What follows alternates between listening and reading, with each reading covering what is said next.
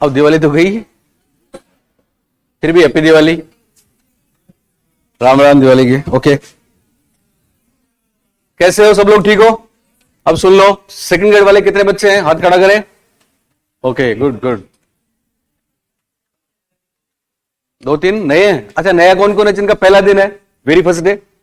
1 2, तो दो ही। बेड़ा जी कह रहे थे नए बच्चे हैं सर आज कुछ, आप दोनों ही हो? क्या बात, इतना खौफ है तुम दोनों का? ओके, तो सेकंड ग्रेड में अपने चल रहा था अधिगम, एक सिद्धांत किया था हमने शायद थोंडाइक, वो आपकी क्लास बदस्तूर जारी रहेगी। सैटरडे को 2 घंटे में लूंगा अलग से। और अब जो 2 या 3 कॉमन टॉपिक हैं, है ना, अगले 20 दिन वो अपन लेंगे साथ। 1.5 से 2 घंटे रोज क्लास होगी। वो फर्स्ट ग्रेड में भी और सेकंड ग्रेड में भी, दोनों में इंपॉर्टेंट है। सुन रहे हो मेरी बात? ओके, साथ में रीट में भी। तो पहले कॉमन टॉपिक है उनको अपन साथ पढ़ेंगे, और अपना टाइमिंग कभी 11 से कभी 1 से, ठीक है? और जो चल रहा है आपका अधिगम, उसकी अलग से सेकंड ग्रेड की क्लास होगी। आज तो एक ही होगी, बाकी फिर कल से डिसाइड करेंगे, मे बी मंडे से। ओके, कल शनिवार, कल देखेंगे, आपको बता देंगे जो भी है।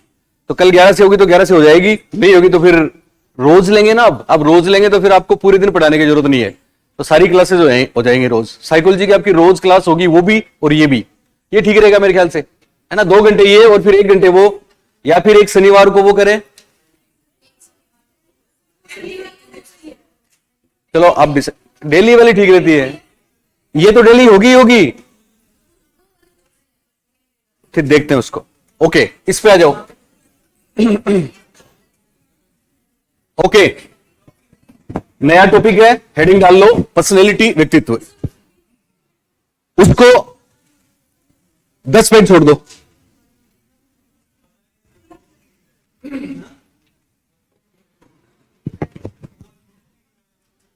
क्या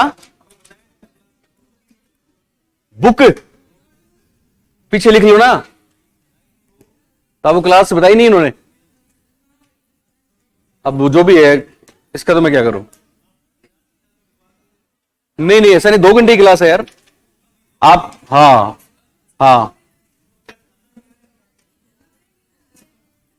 दूसरा लिस्ट ले लो, नोटबुक ले लो, और जिसको नहीं लिखना है वो बैठ के मेरी तरफ देख के सुन लो। भूमिका ठीक हो? चलिए करें शुरू। चलिए 6-7 पेज छोड़ दो, 10 छोड़ दो, कोई फर्क नहीं पड़ता इन चीजों का। या उर्दू की तरह रिवर्स शुरू कर दो, उल्टे लिख के वहां से। 6-7 पेज छोड़ दो, या 10 छोड़ दो, या फिर वही पेज छोड़ के अगले पेज से लिख लो, फिर वहां देख लेंगे। हाँ हाँ, दोबारा करवा दी। आप तो यहां से लिख लो, छोड़ो मत बस, टेंशन मत ले, टेक इट इजी। अब शुरुआत में टेंशन ले रहा है। ओके, तो देखो महत्वपूर्ण चीज, अभी आपके 2 इंपॉर्टेंट टॉपिक हैं, आप सुन रहे हो मेरी बात? पहला है पर्सनैलिटी और दूसरा है इंटेलिजेंस। इंटेलिजेंस, पर्सनैलिटी, लर्निंग, 3 चीज अगर आपने साइकोलॉजी में बेहतर तरीके से कर ली तो फिर कोई दिक्कत आती नहीं है। और स्पेशली पर्सनैलिटी वाला जो टॉपिक है वो सेकंड ग्रेड और रीट में ज्यादा इंपॉर्टेंट माना जाता है। इसमें से 3 4 5 सवाल आ जाते हैं, क्योंकि इसी में समायोजन, रक्षा युक्तियां भी हैं। सुन रहे हो मेरी बात? तो अपन शुरू करते हैं। हेडिंग क्या लिखा आपने हिंदी में? व्यक्तित्व। इंग्लिश में पर्सनैलिटी। ओके, तो चलिए बताओ क्या होती है पर्सनैलिटी? रोज वास्ता पड़ता है ना इस नाम से। क्या पर्सनैलिटी है, क्या होती है आपकी नजरों में, बोलिए। बिहेवियर कैसा है? ओके, अनूपगढ़ वालों को बिहेवियर अच्छा लगता है, आप बताओ what is personality according you? चलिए, और कोई? भूमिका तुम बताओ। इंटरनल एक्सटर्नल दोनों, क्या बात है। सूरत अच्छी, सीरत अच्छी, तू तो 1 लाखों में वो। चलिए, अच्छी बात है। और ओके, बताओगे? चलिए, देखो कई बार ये होता है मैडम, हम आ गए ना, उसके बाद बात नहीं होनी चाहिए। फोन बंद है सबके? ओके, पूछूंगा तुम्हारे गांव में किसकी लीड है बाद में। कभी कभी किसी को देखते ही आपके मुंह से निकलता है बेसाख्ता। यस, किसी को देख के आप बोल उठते हो क्या दिखती है, बोलते हो। किसी को देख के आप कह उठते हो क्या लगता है। क्या दिखती है, क्या लगता है, बोलिए पर्सनैलिटी है। यस, हम किसकी बात कर रहे हैं? हम बाहर से दिखने वाले रूप की बात कर रहे हैं। कभी कभी ऐसा भी होता है, कभी आप कहीं जाते हो किसी बहुत बड़ी क्लास में, नए बच्चों के साथ अक्सर ऐसा होता है, तो वहां कोई सर आपको पढ़ाने के लिए आते हैं ऐसे ही, तो उनको देख के पीछे से विस्परिंग होती है, फुसफुसाहट होती है। अच्छा ये है क्या? वो कोई कहता है अच्छा ये हैं, ये पढ़ाएंगे। लेकिन जब वो आते हैं, जब बोलते हैं, उनकी क्लास होती है, उसके बाद जब क्लास पूरी होती है तो कोई बोलता है क्या पर्सनैलिटी है। शादी करके नई बहू ससुराल जाती है और पहले ही दिन उसको पता लग जाता है ससुराल क्या होता है। जैसे ही वो गई, पहले दिन आपको पता है क्या होता है? पहले दिन मुंह दिखाई की रस्म होती है। सुनीता सुन रही हो? मुंह दिखाई की रस्म हो रही है और महिलाएं सब उसका घूंघट उठा के उसका मुंह देख रही है। लेकिन महिलाएं मुंह देख रही हैं तो साथ में कमेंट्स भी पास कर रही हैं। वो ज्यादा सुंदर नहीं है, मैं उसकी बात कर रहा हूं जो शादी करके गई है, वो ज्यादा खूबसूरत नहीं है, तो कोई उसका देख के कहती है कि मजा नहीं आया, उसके मुंह पे ही वो सुनती है।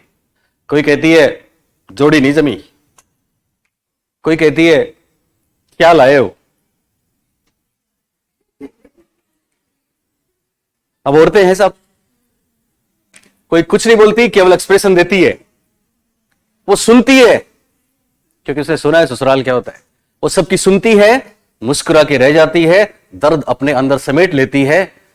वक्त गुजर जाता है, अब आती है रात, और जैसे ही रात आती है, उसने जो ख्वाब संजोए थे ना अब तक, वो आज की रात भी उसके लिए कोई खास खुशियां लेके नहीं आते, क्योंकि वो आते ही उसको बोलते हैं देखो ये शादी नहीं, एक समझौता है, हम पति पत्नी हैं सबके सामने, यहां पे नहीं। वो सोचती है ये सितम और सही, इतना सहा है ये भी सह लेंगे।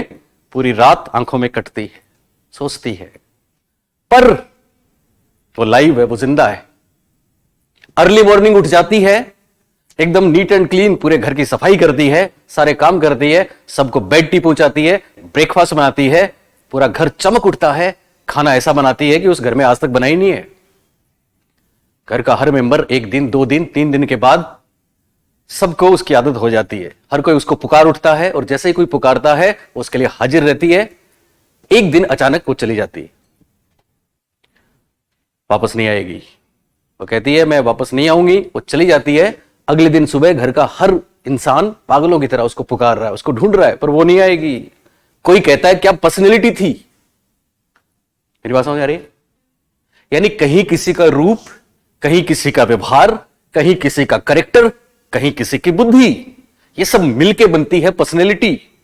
लेकिन फिर भी पर्सनैलिटी एक वाइड कॉन्सेप्ट है। जैसे आपने सुना होगा, किसी कवि ने बोला है कि जिस तरह से कविता विभिन्न शब्दों का मेल नहीं, चित्र विभिन्न रंगों का मेल नहीं, ठीक उसी तरह व्यक्तित्व भी बुद्धि, चरित्र, बाहरी रूप, रंग, इन सब का मेल नहीं। मतलब कुछ और है, इससे ज्यादा है। क्या है वो, हम कोशिश करेंगे जानने की। सबसे पहली बात, पहला प्रश्न जो आता है, बहुत बार आया है कि साहब इसकी शुरुआत कहां से हुई। तो देखो हमने इंग्लिश में क्या लिखा है, पर्सनैलिटी। बोलिए पर्सनैलिटी। दरअसल पर्सनैलिटी बनी है, एक शब्द है परसोना, ये सुना है आपने खूब। ओके, एक विद्वान थे अलेक्जेंडर के समय, जिनका नाम था थियोस्टोफर। क्या नाम था? थियोस्टोफर। ये जो थियोस्टोफर थे, ये वो पहले इंसान है जिन्होंने व्यक्तित्व का एक प्रकार बताया था, और वो प्रकार था फ्लेटर्ड टाइप। कौन सा प्रकार था? फ्लेटर्ड। जानते हो फ्लेटर्ड क्या होता है? फ्लर्ट से बना है, फ्लर्ट करने वाले। खुशामदी प्रकार। कौन सा प्रकार?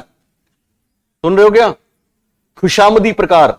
और ये जो खुशामदी प्रकार था, ये उस जमाने में स्पेशली राजा को खुश करने के लिए लोग उसके सामने तरह तरह के मास्क लगाते थे। क्या लगाते थे? मास्क। मास्क को हिंदी में बोलते हैं मुखोटा। क्या बोलते हैं? मुखोटा। और ये जो मास्क और मुखोटा था, ये राजा की खुशामद करने के लिए लगाते थे। किसे लगाते थे? खुशामद करने के लिए, और इसी मुखौटे को, मास्क को उन्होंने बोला परसोना। इसको क्या बोला उन्होंने? परसोना।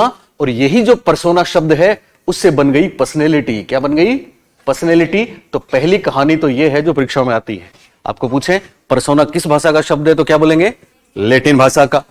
दूसरा, व्यक्तित्व शब्द की उत्पत्ति किससे हुई तो हमको बोलना है परसोना, क्योंकि ये मैं आपको पहले बता चुका हूं कि परीक्षा में हमेशा इंग्लिश वाला शब्द इंपॉर्टेंट रहेगा। तो व्यक्तित्व की उत्पत्ति किससे हुई, इसका मतलब पर्सनैलिटी की उत्पत्ति किससे हुई, यह बात क्लियर हुई। परसोना जो शब्द था वो किसने दिया था? थियोस्टोफर ने दिया था। इनका नाम ध्यान रखना है, क्या नाम है? थियोस्टोफर। ओके, इसको लिखो आप, पहले लिखें।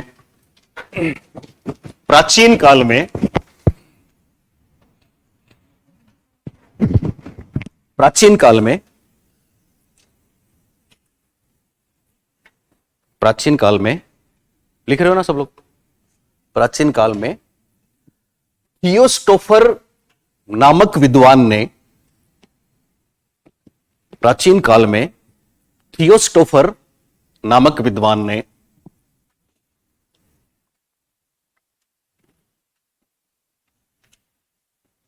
थियोस्टोफर नामक विद्वान ने व्यक्तित्व का एक प्रकार, थियोस्टोफर नामक विद्वान ने व्यक्तित्व का एक प्रकार खुशामदी, और ब्रैकेट में लिखोगे फ्लेटर्ड टाइप, खुशामदी ब्रैकेट में फ्लेटर्ड टाइप बताया था। खुशामदी ब्रैकेट में फ्लेटर्ड टाइप बताया था। दूसरी बात, पहली बात आपने लिखी है, याद रखना है, थियोस्टोफर परीक्षा में आया है। दूसरी बात लिखें, ऐसे लिखें, पर्सनैलिटी, पर्सनैलिटी शब्द की उत्पत्ति, पर्सनैलिटी शब्द की उत्पत्ति, पर्सनैलिटी शब्द की उत्पत्ति लैटिन शब्द, पर्सनैलिटी शब्द की उत्पत्ति लैटिन शब्द परसोना से हुई है। लैटिन शब्द परसोना से हुई है, जिसका अर्थ है मुखौटा, और ब्रैकेट में लिख दो MAS के, मास्क। पर्सनैलिटी शब्द की उत्पत्ति लैटिन शब्द परसोना से हुई है, जिसका अर्थ है मुखौटा, या फिर इंग्लिश में क्या बोलेंगे? मास्क। तो हमेशा याद रखना, परसोना कौन सी भाषा का शब्द है? लैटिन भाषा का है। इसका अर्थ क्या है? मुखौटा, और इंग्लिश में मास्क। पहली बार व्यक्तित्व का प्रकार बताने वाले कौन है? थियोस्टोफर, और उन्होंने जो प्रकार बताया वो क्या है? खुशामदी, इंग्लिश में फ्लेटर्ड टाइप। ओके, दूसरी बात, अब चूंकि बहुत महत्वपूर्ण डेफिनेशंस हैं जो परीक्षा में बार बार आती हैं, उनको हम लिखेंगे। तो 3 4 5 स्टेटमेंट्स हैं, पहले वो लिखते हैं, फिर हम चलेंगे आगे। ठीक है ना? बोलो। ओके, तो अब लिखो परिभाषा। परिभाषा,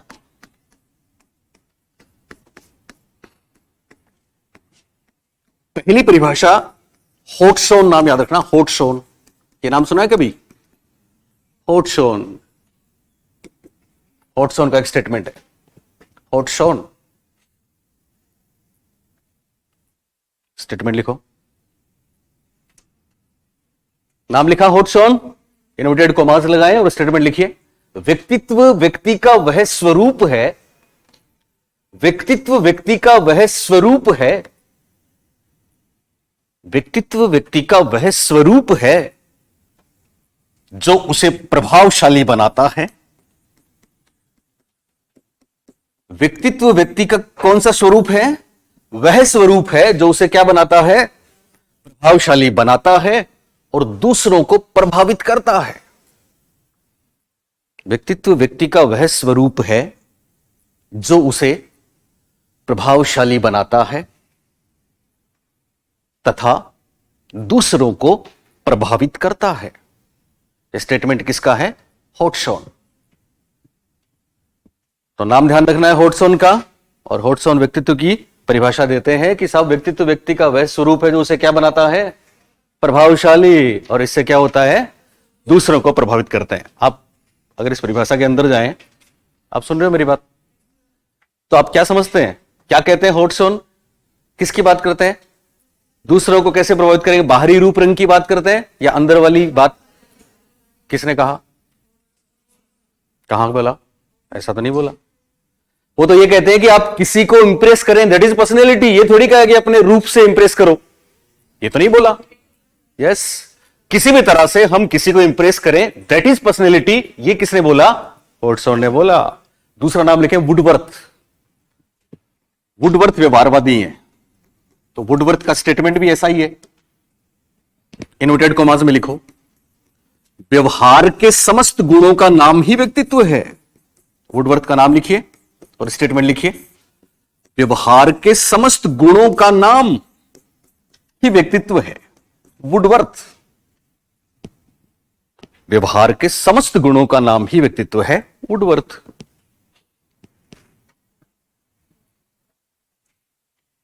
वुडवर्थ नाम लिखा सबने? क्या परिभाषा लिखी? व्यवहार के समस्त गुणों का नाम ही व्यक्तित्व है। ओके, जब व्यवहार का नाम आए तो व्यवहारवाद के जनक कौन है? वाटसन है। कौन है? वाटसन। तो अगला नाम वाटसन का लिखिए। वाटसन क्या बोलते हैं? वाटसन का नाम लिखो, इनवर्टेड कॉमास और स्टेटमेंट लिखो, हम जो कुछ भी करते हैं। वाटसन का नाम लिखिए।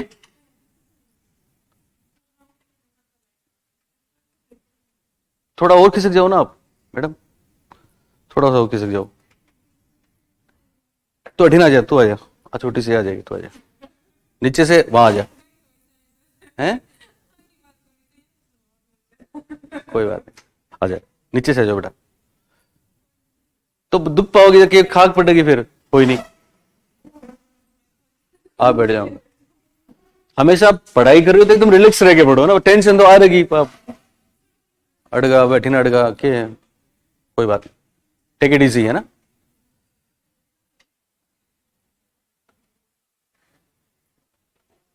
ठीक है, अब सही है ना? हाँ, आराम से बैठो, अब खुल के बैठ जाए तो ओके। चलो, वुडवर्थ बोलते हैं व्यवहार के समस्त गुणों का नाम व्यक्तित्व है। सुन रहे हो ना? तो फिर किसका नाम लिखा? वाटसन। वाटसन क्या बोलते हैं? लिखिए, हम जो कुछ भी करते हैं, हम जो कुछ भी करते हैं, यानी अपन जो भी करा, व्यवहार वही तो है। हम जो कुछ भी करते हैं वही व्यक्तित्व है। हम जो कुछ भी करते हैं वही व्यक्तित्व है। वाटसन, हम जो कुछ भी करते हैं वही व्यक्तित्व है। वाटसन। आप मुझे बताएंगे दूसरों को प्रभावित करने वाले स्वरूप को व्यक्तित्व किसने बोला? बहुत से लोग कह रहे हैं वाटसन। किसने बोला? होट्सोन। यस, व्यवहार के समस्त गुणों की बात कौन करते हैं? वुडवर्थ। तो वाटसन क्या बोलते हैं? वही व्यक्तित्व है। ओके, अगला स्टेटमेंट है उनका जिनका नाम आपको याद रहता है, और वो है वैलेंटाइन। कौन है वो? अच्छा, याद रहता है ये? बिल्कुल याद रहता है, तो लिखिए वैलेंटाइन। वैलेंटाइन साहब भी बहुत अच्छी बात बोलते हैं। वैलेंटाइन, इनकी परिभाषा में नेचर नर्चर दोनों की बात है। आपको कोई बोले ना कि आप जो भी हो, जैसे भी हो, जैसे मतलब लंबे छोटे, गोरे काले, स्लो, लड़ने वाले, प्यार करने वाले, जैसे भी हो, किसने बनाया आपको ऐसा? दो चीजों ने। यस, एक तो नेचर, दूसरा नर्चर। ओके, तो ये वाली बात कहेंगे वैलेंटाइन। आपको पता है नेचर क्या है? नेचर जन्मजात है कि अर्जित? बोलो, जन्मजात। और नर्चर अर्जित।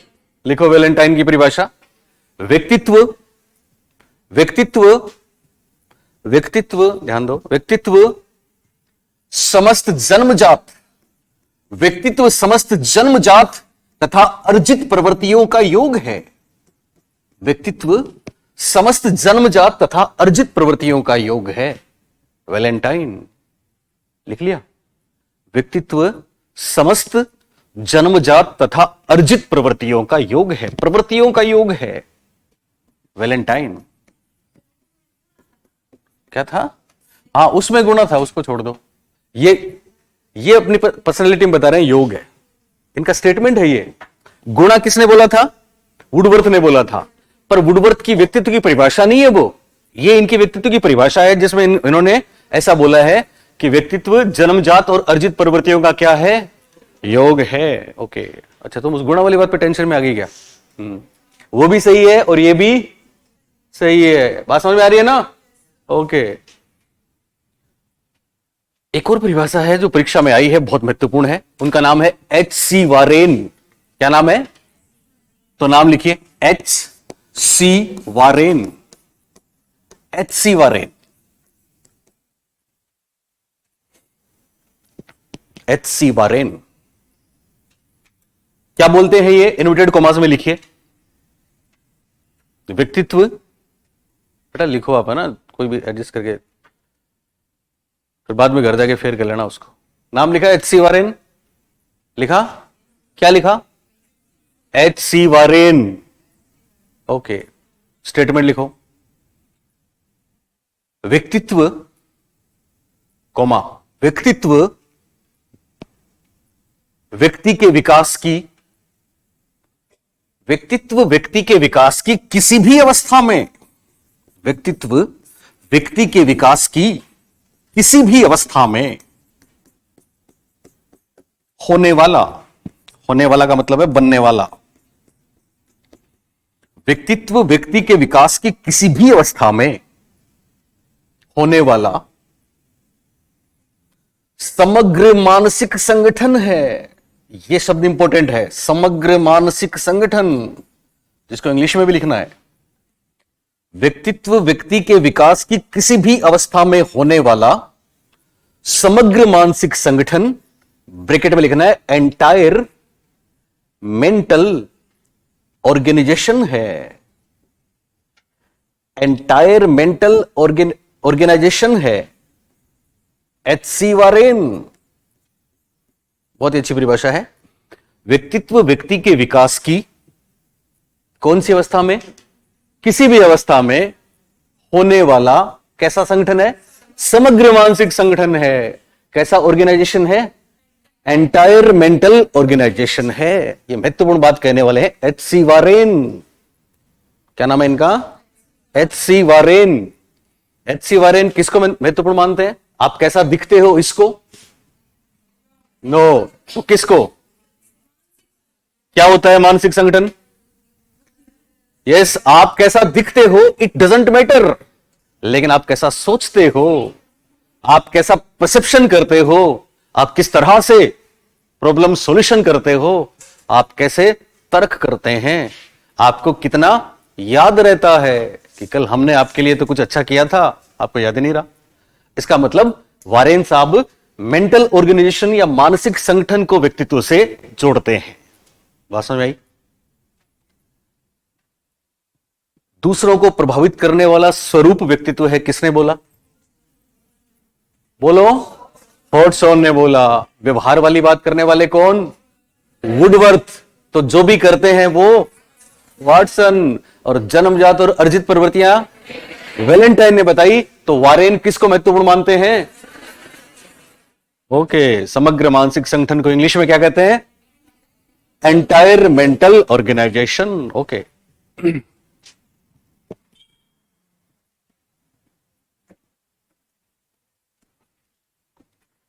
एक हमारा आरएस मेंस का बैच था, सुन रहे हो? आरएस मेंस में बिहेवियर करके थर्ड पेपर में साइकोलॉजी आती है। उसमें हमने एक परिभाषा बताई थी, हर बार वही आती है। कुछ ऐसे स्टेटमेंट्स हैं जो बहुत महत्वपूर्ण है, और वो परिभाषा इतनी इंपॉर्टेंट है कि जो वहां भी अगर साइकोलॉजी में आती है तो शिक्षक भर्ती में तो फिर साइकोलॉजी में आनी है। जिस तरह से अधिगम की क्रो एंड क्रो की परिभाषा हमने पढ़ी ना, सीखना आदत ज्ञान और मनोवृत्तियों का अर्जन है, बुद्धि के वैष्णव की परिभाषा है, वैसे ही ये इतनी इंपॉर्टेंट परिभाषा है कि लगभग हर पेपर में आई है। और ये परिभाषा देने वाले कौन है? आलपोर्ट हैं, शाबाश। कौन है ये? Allport, yes. क्या है वो स्टेटमेंट, लिखिए। आलपोर्ट साहब का नाम लिखो। आलपोर्ट, जी आलपोर्ट। तो आलपोर्ट क्या बोलते हैं? के अनुसार मत लिखा करो, क्योंकि के अनुसार लिखोगे तो फालतू में 3 मिनट भी लगेंगे, 3 शब्द भी जाएंगे और आपका कीमती पेज भी जाएगा। तो केवल आलपोर्ट लिखा तो बात तो वही है। आलपोर्ट लिखा सबने? देखो, आलपोर्ट की परिभाषा में हम अभी बात कर रहे थे ना, भूमिका ने बोला था, क्या बात चल रही थी? ये सूरत अच्छी सीरत अच्छी। ओके, तो आलपोर्ट अपनी परिभाषा में दोनों ही चीजों को लेते हैं। दोनों ही चीजों के लिए उन्होंने एक शब्द काम में लिया है। आप में से कोई बता सकता है वो शब्द? इंग्लिश में साइकोफिजिकल, यानी मन भी और तन भी, मन भी और शरीर भी। तो मनोशरीरीय, मनोदेहिक शब्द सुना आपने? मनोदेहिक बहुत बार परीक्षा में। ओके, लिखे परिभाषा। आलपोर्ट क्या बोलते हैं? व्यक्तित्व, व्यक्तित्व व्यक्ति के मनोदेहिक, कई बार परीक्षा में मनोदेहिक शब्द आता है, कई बार मनोशरीरीय आता है, बात एक ही है। इंग्लिश में लिखना है। मन को बोलते हैं साइको और तन को बोलते हैं फिजिकल। व्यक्तित्व व्यक्ति के मनोदेहिक या साइकोफिजिकल तंत्रों का एक गत्यात्मक संगठन है। कितनी शानदार बात है। मनोदेहिक तंत्रों का एक गत्यात्मक, आप जानते हैं गत्यात्मक को इंग्लिश में क्या बोलते हैं? यस, डायनेमिक बोलते हैं। डायनेमिक, ये भी लिखना है। व्यक्तित्व व्यक्ति के मनोदेहिक या साइकोफिजिकल तंत्रों का गत्यात्मक या डायनेमिक संगठन है।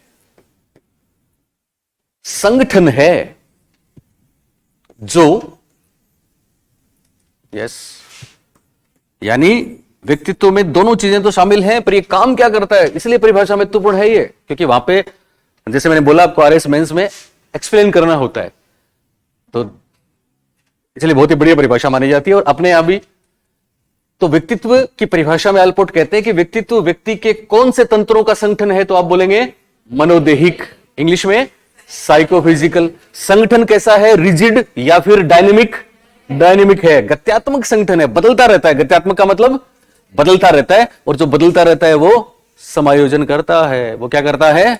समायोजन। तो इनकी पूरी परिभाषा क्या है, लिखो आप। व्यक्तित्व व्यक्ति के मनोदेहिक तंत्रों का एक गत्यात्मक संगठन है जो, यस, जो वातावरण के साथ, जो वातावरण के साथ उसका, जो वातावरण के साथ उसका सुसमायोजन स्थापित करता है। जो वातावरण के साथ उसका सुसमायोजन स्थापित करता है। जी आलपोर्ट, जो वातावरण के साथ उसका सुसमायोजन स्थापित करता है। आलपोर्ट की यह बेहतरीन परिभाषा है, क्योंकि डायनेमिक है तभी तो समायोजन करेगा। ओके, तो आलपोर्ट की परिभाषा याद रहेगी। आलपोर्ट व्यक्तित्व में किसको मानते हैं? तन को या मन को? दोनों को। जिसके लिए हिंदी में कौन सा शब्द? मनोदेहिक, और इंग्लिश में साइकोफिजिकल। ये संगठन कैसा है? गत्यात्मक, इंग्लिश में डायनेमिक है। इसलिए क्या काम होता है? वातावरण के साथ समायोजन होता है। याद रहेगी? ओके, अब चलते हैं बच्चों आगे। और अब व्यक्तित्व को हम थोड़ा सा समझे ना? थोड़ा सा समझ आया आपको कि साहब परसोना से उत्पन्न हुई ये बात? लैटिन भाषा का शब्द था। परसोना का मतलब क्या था? भावना। तुम बीच में गायब रहती हो? नहीं रहती ना? ओके। मुखौटा, मुखौटा को इंग्लिश में क्या बोलेंगे? मास्क बोलेंगे। और पहली बार जो प्रकार बताने वाले एक विद्वान थे, क्या नाम था उनका? थियोस्टोफर। क्या नाम था? थियोस्टोफर। और उन्होंने प्रकार दिया था खुशामदी, इंग्लिश में फ्लेटर्ड टाइप, क्योंकि वो राजा की क्या करते थे? खुशामद करते थे उस जमाने में। और राजा को खुश करने के लिए और तो कोई साधन थे नहीं उस जमाने में, तो राजा के सामने डांस करते थे अलग अलग मुखौटे लगा के। वहां से निकला परसोना। क्या निकला? परसोना। और परसोना से बना पर्सनैलिटी। क्या बना? पर्सनैलिटी बना। हाथ हटा लो गाल से, ओके, उसके बाद हमने परिभाषाएं देखी। क्लियर? परिभाषा आपको याद ही है। अब व्यक्तित्व को हम कैसे समझें? तो अभी तक आप ये समझे हो कि साहब व्यक्तित्व का मतलब बुद्धि से भी है ना? व्यक्तित्व व्यवहार भी है, व्यक्तित्व बाहरी रूप रंग भी है कि नहीं है? व्यक्तित्व तन और मन दोनों है, और व्यक्तित्व डायनेमिक भी है, व्यक्तित्व समायोजन भी करता है। बोलिए, है ये सारी बातें? ओके, अब हम व्यक्तित्व को समझने के लिए अलग अलग कैमरे लगाएंगे, अलग अलग दृष्टिकोण से व्यक्तित्व को समझने की कोशिश करेंगे, जिसको मनोविज्ञान की भाषा में कहा जाता है डिफरेंट अप्रोचेज। तो पर्सनैलिटी को समझने के लिए अलग अलग अप्रोच हैं, वेरियस अप्रोचेज हैं, अलग अलग उपागम हैं, और ये बहुत ही खास है। जनरली मैं तो जब से पढ़ा रहा हूं, मैं इसी तरीके से पढ़ाता हूं, अप्रोच के हिसाब से। परीक्षा में जब से प्रश्न आ रहे हैं अप्रोच के हिसाब से आ रहे हैं। लेकिन अभी पिछले 1-1.5 साल में जब हम जयपुर गए, उत्कर्ष में हमारे वीडियोस गए, उसके बाद लोगों ने अपनी किताब में ये अप्रोचेस डालनी शुरू करी। उससे पहले तो अप्रोच का मतलब उपागम होता है ये भी नहीं था पता उनको, सबको जो राजस्थान में पढ़ा रहे हैं। क्या क्या अप्रोचेस हैं? तो सबसे पहले हम पढ़ेंगे टाइप्स अप्रोच। क्या पढ़ेंगे? टाइप्स को हिंदी में क्या बोलते हैं? प्रकार। तो इसका नाम हो जाएगा प्रकार उपागम। क्या हो जाएगा? प्रकार उपागम में क्या होगा कि किसने व्यक्तित्व को कितने भागों में बांटा, उन सब की बात करेंगे। टाइप्स अप्रोच के बाद हम पढ़ेंगे ट्रेट्स अप्रोच। क्या पढ़ेंगे? ट्रेट्स क्या होते हैं? ट्रेट्स को हिंदी में क्या बोलते हैं? शील गुण बोलते हैं। क्या बोलते हैं? शील गुण। तो शील गुण की बात करेंगे हम साहब, वहां एमएमपीआई की बात भी करेंगे, वहां पे हम केटल की बात भी करेंगे, वहां आलपोर्ट की बात भी करेंगे। फिर हम पढ़ेंगे प्रोजेक्टिव अप्रोच। कौन सी अप्रोच? प्रोजेक्टिव अप्रोच, जो बहुत महत्वपूर्ण परीक्षा के हिसाब से है, ध्यान है ना? हिंदी में क्या बोलते हैं उसको? प्रक्षेपी उपागम। क्या बोलते हैं? उसमें हम पढ़ेंगे आपके वो सीएटी, टीएटी, कैट, टेट पढ़ते हो ना आप, कितने कार्ड हैं और क्या क्या होता है, वास्तव में क्या होता है वो सीखोगे आप, वो जानोगे आप। और उसके अलावा बहुत से साइकोडायनेमिक्स से लेके ह्यूमनिस्टिक अप्रोच तक बहुत सी बातें हैं, उन सबको करेंगे। तो सबसे पहले हेडिंग डालिए आप, प्रकार उपागम। ये हेडिंग है। Types approach. केवल नाम पे प्रश्न आए, बाकी तो आए हैं खैर, लेकिन देखा आपको परीक्षा में ऐसी चीज है। मैं पिछली बार रीट का पेपर जब सोलो करवा रहा था, बताऊंगा आपको आगे, एक बहुत बढ़िया सी बात आएगी। 2 प्रश्न ऐसे आए थे पर्सनैलिटी पे, दोनों ही बेहतरीन। तो जनरली तो कोई करके ही नहीं आया था। खैर चलिए, हमारे बच्चे तो करते हैं, हर बार करते हैं। पर ये छोटी छोटी बातें, अब देखो मैं आपको बता दूं, अभी इलेक्शन हो जाएंगे। इलेक्शन, अभी आपको पता है इलेक्शन के बाद निश्चित रूप से 3 भर्तियां आएंगी ना? आनी ही है। दरअसल एक पार्टी ने तो अपने घोषणा पत्र में दिया है, बीजेपी ने दिया है ना। ओके, तो संभावना ये है कि साहब बीजेपी सरकार आएगी, आते निकालेगी, कांग्रेस अगर आती है तो भी निकालेगी, निकालना ही है। ठीक है, तो अब कोई ज्यादा टाइम नहीं है आपके पास इन बातों के लिए कि साहब रजिस्टर नहीं लाए। तो ऐसे बहानों के लिए बिल्कुल आप समय नष्ट नहीं करेंगे। ठीक है, और जैसे सुनीता है ना, ये क्लास की मेरे ख्याल से मोस्ट इंटेलिजेंट बच्ची है कि नहीं? तो इसको पता है, ये मेरे से रोज पूछती है सर आज क्लास होगी क्या, या इसको आइडिया है कि आज क्लास होगी कि नहीं होगी, पूछा इसने तो खुद एफर्ट किया ना। तो कई बार होता है आपको ये नहीं बताया, तो आप ये नहीं कहते बताया नहीं, परीक्षा वाले दिन मां को बोलना उठाया नहीं सुबह, फिर ये क्या तरीका है? मतलब आपका कैरियर, आपका भविष्य है, खुद अलर्ट रहो आप। लोग तो आपको पीछे धकेलने में नहीं बताया बढ़िया रहेगा, 2 दिन की क्लास मिस होगी नहीं बताएंगे, लेकिन आप खुद अलर्ट रहो। ठीक है ना? तो कैसे भी करके आपको सबको ग्रुप बनाया हुआ है ना, टेलीग्राम में डालना चाहिए था। इनकी गलती है, मैं बोलता हूं क्यों नहीं डाला, लेकिन फिर भी आप इससे बच नहीं सकते कि साहब हमको पता नहीं है। जैसे पारुल वगैरह कुछ नहीं आई, अंकिता नहीं है, आज नहीं है ना, वहां से नहीं आए होंगे वो। ओके, एक आध दिन चल जाता है, पर हम लगातार ऐसा करते हैं फिर ऐसे ही बन जाते हैं, और अगर वैसा करते हैं तो वैसे ही बन जाते हैं। सुन रहे हो मेरी बात? ओके, तो टाइप्स अप्रोच, इसमें प्रकार की बात करेंगे। किसकी बात करेंगे? प्रकार के। तो देखो 2 मिनट के लिए बोर्ड पे पहला जो विभाजन हम पढ़ेंगे, कौन सा विभाजन? पहला विभाजन पढ़ेंगे, वो इस नाम से परीक्षा में प्रश्न भी है, वो जाना ही इसी बात के लिए जाना जाता है कि साहब व्यक्तित्व का प्रथम विभाजन। तो सबसे पहले हम पढ़ेंगे प्रथम विभाजन। कौन सा विभाजन पढ़ेंगे? प्रथम विभाजन। और आप जानते हैं किसने दिया? यस, हिप्पोक्रेट्स ने दिया। शाबाश, ये किसने दिया? हिप्पोक्रेट्स ने। और हिप्पोक्रेट्स ईसा से 400 साल पहले थे। इन्होंने कोई ग्रीक फिलोसोफर थे, इन्होंने कोई ऐसी बात नहीं बताई। मुझे तो लगता है कि जितने लोग दुनिया में बता रहे हैं वो हमसे पढ़ के बता रहे हैं। हमारे पुराने लोगों ने बहुत पहले बता दिया था, वात पित्त कफ बताया था प्रकृति, पर ये साइकोलॉजी में नहीं है क्योंकि वो तो इंग्लिश में है। तो कौन जाने इन्होंने वहां से चोरी किया है क्या। पर इन्होंने एक बुक लिखी थी, नेचर ऑफ मैन। क्या बुक लिखी थी? Nature of man. और वो बुक आई थी 460 बीसी में। उसमें उन्होंने पहली बार फ्लूइड्स के आधार पे हमारे शरीर में जो रस होते हैं, रसायन होते हैं, बॉडी केमिस्ट्री बोलते हैं जिसको, ह्यूमर्स बोलते हैं उसको, उसके आधार पे 4 प्रकार बताए। Choleric, melancholic, sanguine, phlegmatic. Choleric, melancholic, sanguine, phlegmatic पे जरूर प्रश्न आता है।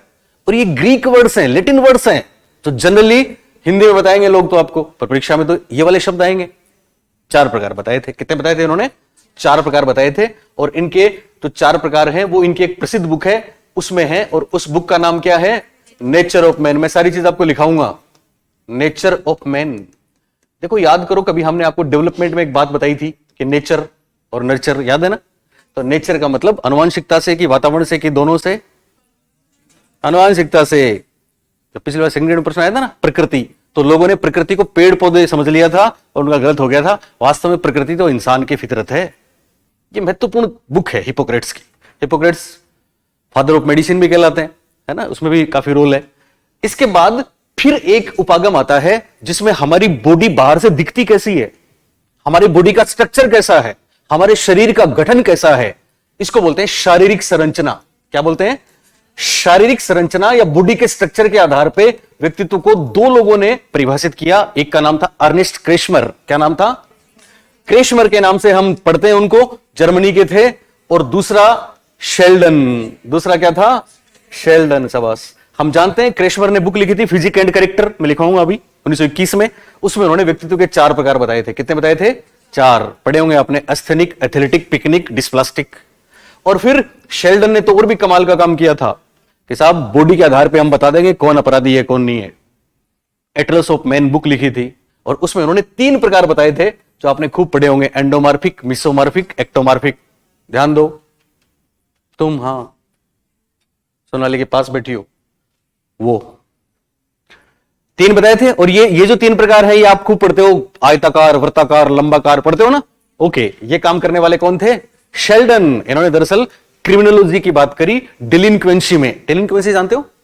किशोरावस्था में अपराध की प्रवृत्ति में जाने वाले बच्चों की बॉडी का स्ट्रक्चर कैसा होता है, बहुत प्रसिद्ध हुए परीक्षा में, जाने कितनी कितनी बार ये पूछे गए। ये दोनों क्रेशमर और शेल्डन व्यक्तित्व को किस आधार पर बांटते हैं? शारीरिक संरचना के आधार पर बांटते हैं। ये बहुत मशहूर हुए, दोनों की बुक है। उसके बाद फिर एक अगला विभाजन आता है जिसको व्यक्तित्व का सर्वोत्तम विभाजन बोलते हैं। क्या बोलते हैं? सर्वोत्तम विभाजन। और आप बताएंगे व्यक्तित्व का सर्वोत्तम विभाजन किसने दिया? युंग ने। शाबाश। युंग या कार्ल जुंग जो स्विस साइकोलॉजिस्ट हैं, उन्होंने व्यक्तित्व को 2 भागों में बांटा था। कितने भागों में? 2 भागों में। एक तो अंतर्मुखी और दूसरा बहिर्मुखी।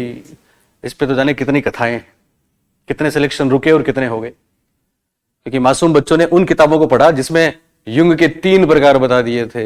हमको तो खंडन करना पड़ा, ये दूसरे साल ही कर दिया था हमने। तो खंडन क्यों करना पड़ा? कि आप ये पढ़ लोगे, क्योंकि हमको पता है क्या पढ़ रहे हो। परीक्षा में यही आया, एक बार नहीं 20 बार। युंग ने 2 ही बताए थे। उभयमुखी युंग ने नहीं बताया था, तो मायर ब्रिग्स ने इंडिकेटर में बताया था। तो परीक्षा में 2 भी ऑप्शन और 3 भी ऑप्शन, 3 ही करके आएंगे ना। वो तो जो ऐसी किताबें पढ़ते हैं जिसको लिखने वाले को क्या बोलूं मैं, युंग के बारे में जानकारी नहीं है। तो बहुत से बच्चे रह गए थे, हाई कोर्ट में भी बहुत से केस चले, प्रूफ मांगे गए, दिए गए, पर कोई मतलब नहीं है। पर आपको चिंता करने की जरूरत नहीं है, क्योंकि आप तो जो पढ़ोगे हम हैं आपके साथ, एकदम ऑथेंटिक रहेगा वो।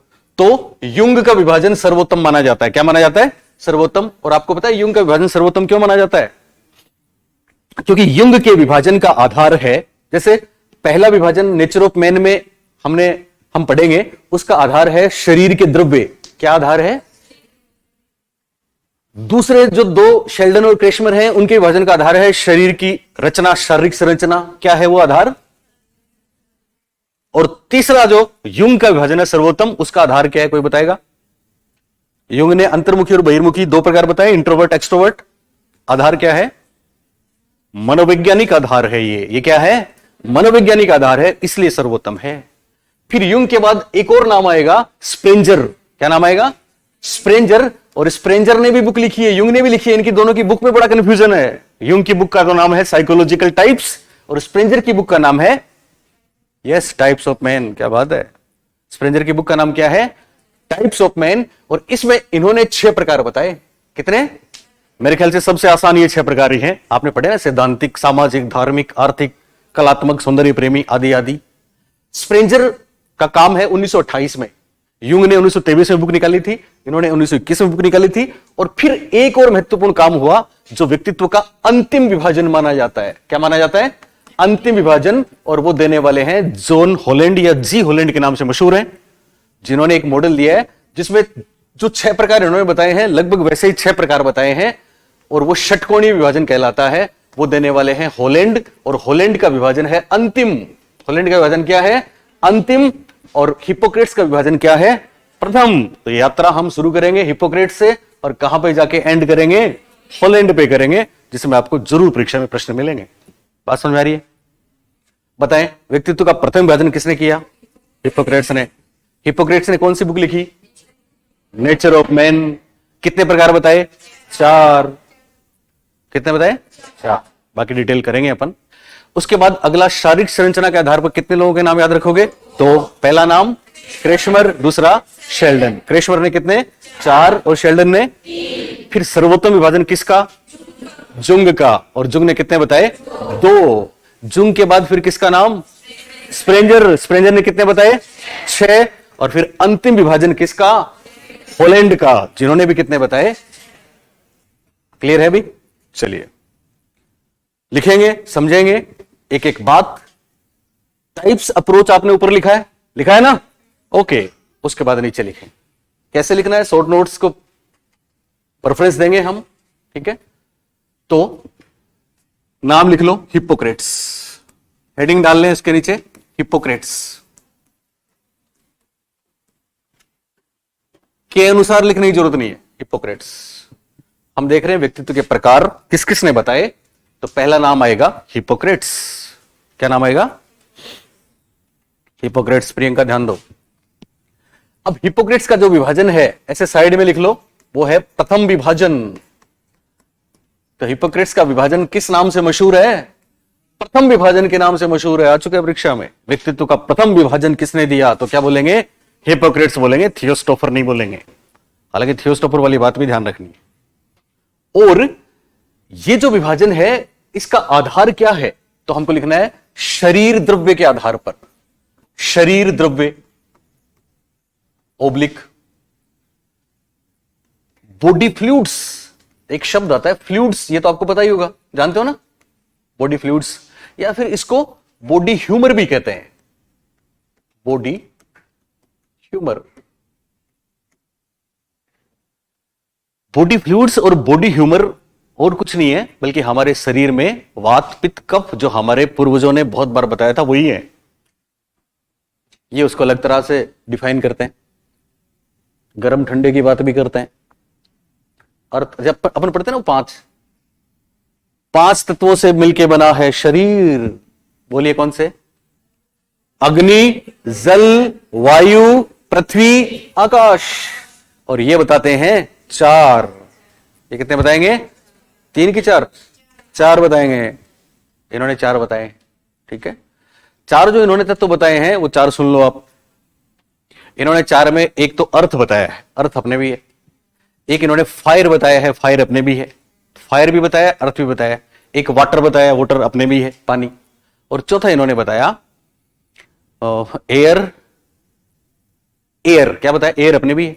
तो 4 बता दिए इन्होंने, एयर, वाटर, फायर, अर्थ। बात समझ आई? क्या क्या 4 प्रकार बताए? इससे पहले इनकी बुक का नाम भी आपको लिखना जरूरी है। तो बुक का नाम लिखो, ऐसे लिख लो, बुक। ऐसे लिखो, शरीर द्रव्य बॉडी फ्लूइड्स के आधार पर। के आधार पर कोई सेंटेंस बनाना चाहे तो वो बना लो। शरीर द्रव्य या बॉडी फ्लूइड्स या बॉडी ह्यूमर, ये शब्द भी लिखना, ह्यूमर के आधार पर अपनी पुस्तक के आधार पर अपनी पुस्तक, बुक का नाम लिखो। क्या नाम था? शाबाश, नेचर ऑफ मैन। और ये बुक आई थी 460 बीसी, बिफोर क्राइस्ट, ईसा से 400 साल पहले। तो हिपोक्रेट्स विभाजन है प्रथम, आधार है शरीर द्रव्य या बॉडी के फ्लूइड्स या बॉडी के ह्यूमर या फिर बॉडी केमिस्ट्री, शरीर के रस रसायन कुछ भी आए। और पुस्तक का नाम है नेचर ऑफ मैन, और प्रकार कितने बताए? 4। कौन कौन से बताए ये अब लिखने हैं। शॉर्ट नोट्स लिखने का फायदा यह है कि आपका सेंटेंस ना बने तो भी कोई टेंशन नहीं है। प्रथम विभाजन, शरीर द्रव्य, body fluids, body humour, book nature of man 460 BC, 4 का मतलब 4 प्रकार। सिंपल। लिख रहे हो? कोई उलझन है? सब सुलझ गई? कहां सुलझती हैं सारी उलझनें? तुम्हारी सुलझ गई? हाँ, सुलझा लिया करो यार, अच्छे बच्चे हो तुम। ओके, घर में कहाँ है? क्या हाल है? डेंगू ओके हो गया, ठीक हो गया? क्या बात है। तुम्हारे दोस्त के क्या हाल है? आपके क्या हाल है? आजकल भी सोते हो क्या? नहीं? ओके। सोहेल तो आया नहीं? नए वाले बच्चों कहां से आए तुम दोनों? बताओ। दोनों के दोनों? क्या बात है। मैथ्स के हो? ओके ओके, तो यार आगे पढ़ना, मजा आएगा आपको। कोटपुतली में कौन जीत रहा है? कांग्रेस, बीजेपी?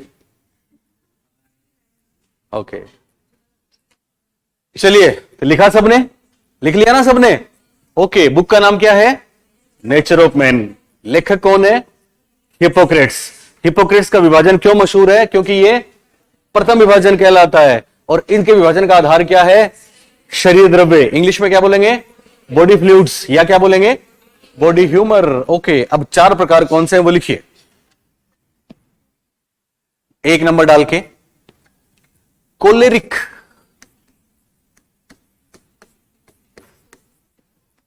पहला कोलेरिक, एक लाइन छोड़नी है। दूसरा मेलनकोलिक, अभी सेकंड ग्रेड में मेलनकोलिक पे प्रश्न आया था। मेलनकोलिक, हमारी पुरानी बुक में मेलनकोरिक दे रखा है, तो ये छोटे मोटे टाइपिंग वाले हो जाते हैं, फिर बोलने में भी वही जुबान पे चढ़ जाते हैं, पर परीक्षा में गलत नहीं होगा, चिंता नहीं करें। मेलनकोरिक याद रहता है तो भी ठीक है, पर ये मेलनकोलिक है, ये भी सेकंड ग्रेड में आया था। मेलनकोलिक, उदास, डिप्रेस्ड। तीसरा सेंग्विन, नाम सुना है? सेंग्विन बहुत मशहूर है, सेंग्विन। और चौथा फ्लेग्मेटिक। 4 प्रकार। लाइन छोड़ रहे हो ना एक एक, या आगे जगह तो आगे लिखवा देंगे। 4 प्रकार हैं, कोलेरिक, मेलनकोलिक, सेंग्विन, फ्लेग्मेटिक। फ्लेग्मेटिक, चारों के नाम लिखो, जी जान लगा के लिखो, ऐसा नहीं। क्योंकि मोंटेसरी ने बोला था एक स्टेटमेंट, मारिया मोंटेसरी ने क्या कहा था, याद है आपको? गत्यात्मक कुशलता बौद्धिक कुशलता का आधार है। डायनेमिक स्किल, यानी अच्छी तरीके से हम किसी काम को, ये गत्यात्मक कुशलता ही तो है, आपका गमक कौशल ही तो है लिखना, है ना? तो इसको बढ़िया करो तो फिर उससे बुद्धि का विकास होगा। इसको ऐसे घसीटा मार के करोगे तो फिर कम होगा, इसलिए ध्यान रखना है दिल से। ओके, बताइए 4 प्रकार बताइए। पहला कोलेरिक, दूसरा मेलनकोलिक, दूसरा, चौथा, पहला बोलो, दूसरा, तीसरा, चौथा। Okay, choleric, melancholic, sanguine, phlegmatic. और ये 4 क्या है? 4 हमारे रस हैं। कोलेरिक है येलो बाइल। येलो बाइल समझते हो? पीला पित्त। ये दोनों जो है ना, लिक रिक, ये दोनों पित्त हैं। ऊपर वाले पीला पित्त, नीचे वाले काला पित्त। मेलानिन से काला याद रख लेना, मेलनकोलिक काला पित्त, ठीक है। सैंग्विन पता है आपको? ब्लड, रक्त प्रधान। और फ्लेगमेंटिक, फ्लेम्स शब्द आता है इंग्लिश में, आता है ना फ्लेम्स, ये कप प्रधान होते हैं। तो देखो, कोलेरिक के सामने पीला पित्त प्रधान, पीला पित्त प्रधान। इंग्लिश में लिखना चाहो तो yellow biles, yellow biles. Melancholic कालापित प्रधान, ये कालापित प्रधान है। क्या कॉन्सेप्ट बताता हूं अभी। ये ब्लैक बाइल्स वाले हैं, जिनमें ब्लैक बाइल्स ज्यादा है। सैंग्विन रक्त प्रधान, ब्लड। और फ्लेगमेंटिक कफ प्रधान, कफ भी इंग्लिश का शब्द है, श्लेष्मा प्रधान भी बोलते हैं हिंदी में। फ्लेगमेंटिक, फ्लेग से बना है, फ्लेम से बना है, इसका प्रोनाउंसिएशन फ्लेम, फ्लेग्म या फ्लेम। ओके, तो ये 4 प्रकार बताए साहब।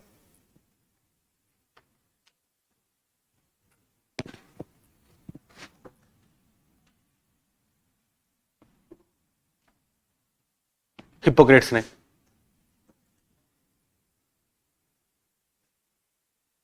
लिखा सबने? ओके। कोलेरिक क्या है बोलिए? पीलापित प्रधान, मेलनकोरिक कालापित प्रधान, सैंग्विन रक्त प्रधान, और फ्लेगमेंटिक कफ प्रधान। अब ये जो 4 प्रकार हैं, दरअसल सैंग्विन, चूंकि माफ करें आपके हिप्पोक्रेट्स डॉक्टर थे, सुन रहे हो ना मेरी बात? तो और हमारा आयुर्वेद भी ये कहता है ना कि साहब हमारा जो शरीर है वो कुछ रसायनों से मिलकर बना है, रसों से मिलकर बना है। सब में होते हैं ये, लेकिन ये बैलेंस्ड होने चाहिए। उम्र के हिसाब से और मौसम के हिसाब से बदलते रहते हैं। अगर कोई ज्यादा डोमिनेट कर गया तो फिर डिजीज हो सकती है, बीमारी हो सकती है, ऐसा बोलते हैं ना। तो वही वाली बात आज से 2500 साल पहले किसने बोली थी? हिप्पोक्रेट्स ने। यह बात इतनी महत्वपूर्ण है कि हिप्पोक्रेट्स को व्यक्तित्व का पहला विभाजन करने का श्रेय दिया गया। याद रहेगा। अब कौन होते हैं वो लोग? तो हिप्पोक्रेट्स कहते हैं कि जिनमें पीलापित डोमिनेट कर जाए। डोमिनेट का मतलब सब सारे इनके फ्लूइड्स का बैलेंस होना चाहिए बॉडी में। पर कहते हैं ना कि ट्रेड्स भी सब में सारे ट्रेड्स होते हैं, बहुत से ट्रेड्स होते हैं, पर कोई एक ट्रेड डोमिनेट कर जाए, प्रभावी हो जाए तो आदमी वैसा ही बन जाता है। बनता है कि नहीं? तो जिनमें पीलापित डोमिनेट कर जाए या प्रभावी बन जाए, पीलापित ज्यादा हो जाए ये मान लो, तो फिर क्या होता है? तो फिर इंसान बेचैन होता है, गुस्सेल होता है, इरिटेबल, चिड़चिड़ा हो जाता है। हालांकि ऐसे लोग बहुत परिश्रमी होते हैं, ऐसे लोग गोल ओरिएंटेड होते हैं। गोल ओरिएंटेड समझते हो? लक्ष्य की तरफ ही बस इनके कदम होते हैं। इनमें इमोशंस कम होते हैं। आप में और हम में, जब हम इमोशनल हैं, इतने इमोशंस हैं, जैसे कोई यहां पे बैठा, मैंने उसको कुछ बोल दिया तो पढ़ ही नहीं पाएगा मेरी क्लास में, क्योंकि उसको इमोशंस हावी हो गए उसके। इसका मतलब वो गोल ओरिएंटेड नहीं है। तेरे को क्या मतलब है गुरुजी ने क्या बोला, टच हुआ तो क्या मतलब है? तुमको तो वो चीज लेनी है जो तुम्हें मंजिल पे पहुंचाएगी। तो जो मंजिल पे पहुंचने वाली हर चीज की तरफ ही देखते हैं, वो तो होते हैं गोल ओरिएंटेड। और जो इमोशंस और भावनाओं में कुछ भी वेस्ट करते हैं, समय, दिमाग, एनर्जी, वो कोलेरिक नहीं हो सकते। बात समझ में आ रही है? तो ये वाली बातें भी परीक्षा में आती हैं, इसलिए आपको लिखनी है। कैसे लिखोगे? जगह है आपके पास आगे या बीच में? तो पीलापित प्रधान क्या होते हैं लिखो इसी में। बेचैन, गुस्सेल भी होते हैं। कुछ अच्छी बातें, कुछ खराब बातें दोनों ही हैं। बेचैन, गुस्सेल, इरिटेट भी होते हैं, चिड़चिड़े भी होते हैं, अंतर्मुखी भी होते हैं। नहीं, अंतर्मुखी मत लिखना। बेचैन, गुस्सेल, चिड़चिड़े व लक्ष्य निर्देशित होते हैं। लक्ष्य निर्देशित लिख लो, गोल ओरिएंटेड, लक्ष्य निर्देशित। और खास बात इन पे, ये गोल की तरफ फोकस करते हैं, किसकी तरफ फोकस नहीं करते? इमोशंस की तरफ। तो चिड़चिड़े व लक्ष्य निर्देशित होते हैं।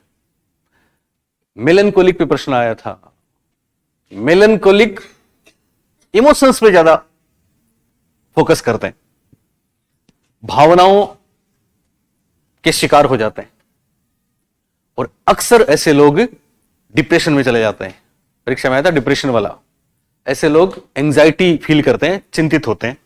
तो मेलनकोलिक में लिखो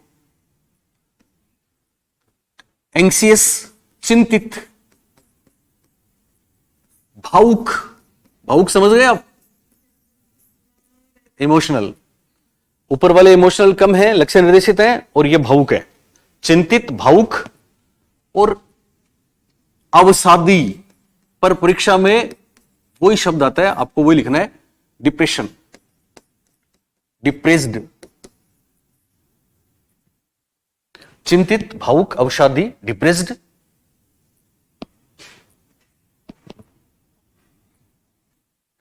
चिंतित, भावुक, अवसादी, डिप्रेस्ड, ये अंतर्मुखी है। ऊपर वाले बहिर्मुखी है। ऊपर वाले में कोमा लगा के बहिर्मुखी लिख दो, इनमें लिख दो अंतर्मुखी। ये बहिर्मुखी होते हैं, ये आउटगोइंग है, आउटगोइंग। बहिर्मुखी आउटगोइंग होता है, अंतर्मुखी अंदर की तरफ गोइंग होता है, इन गोइंग होता है। तो ये खुद से बात करते रहते हैं, ये सेल्फ टॉक करते हैं। पर दुख की बात ये है कि ये सेल्फ नेगेटिव टॉक करते हैं, अपने आप से नकारात्मक बातें करते हैं, इसलिए डिप्रेशन में चले जाते हैं, इसलिए चिंतित होते हैं। इनके इमोशंस ज्यादा होते हैं और लक्ष्य की तरफ इनका ध्यान वो इमोशंस जाने नहीं देते। आप सुन रहे हो मेरी बात?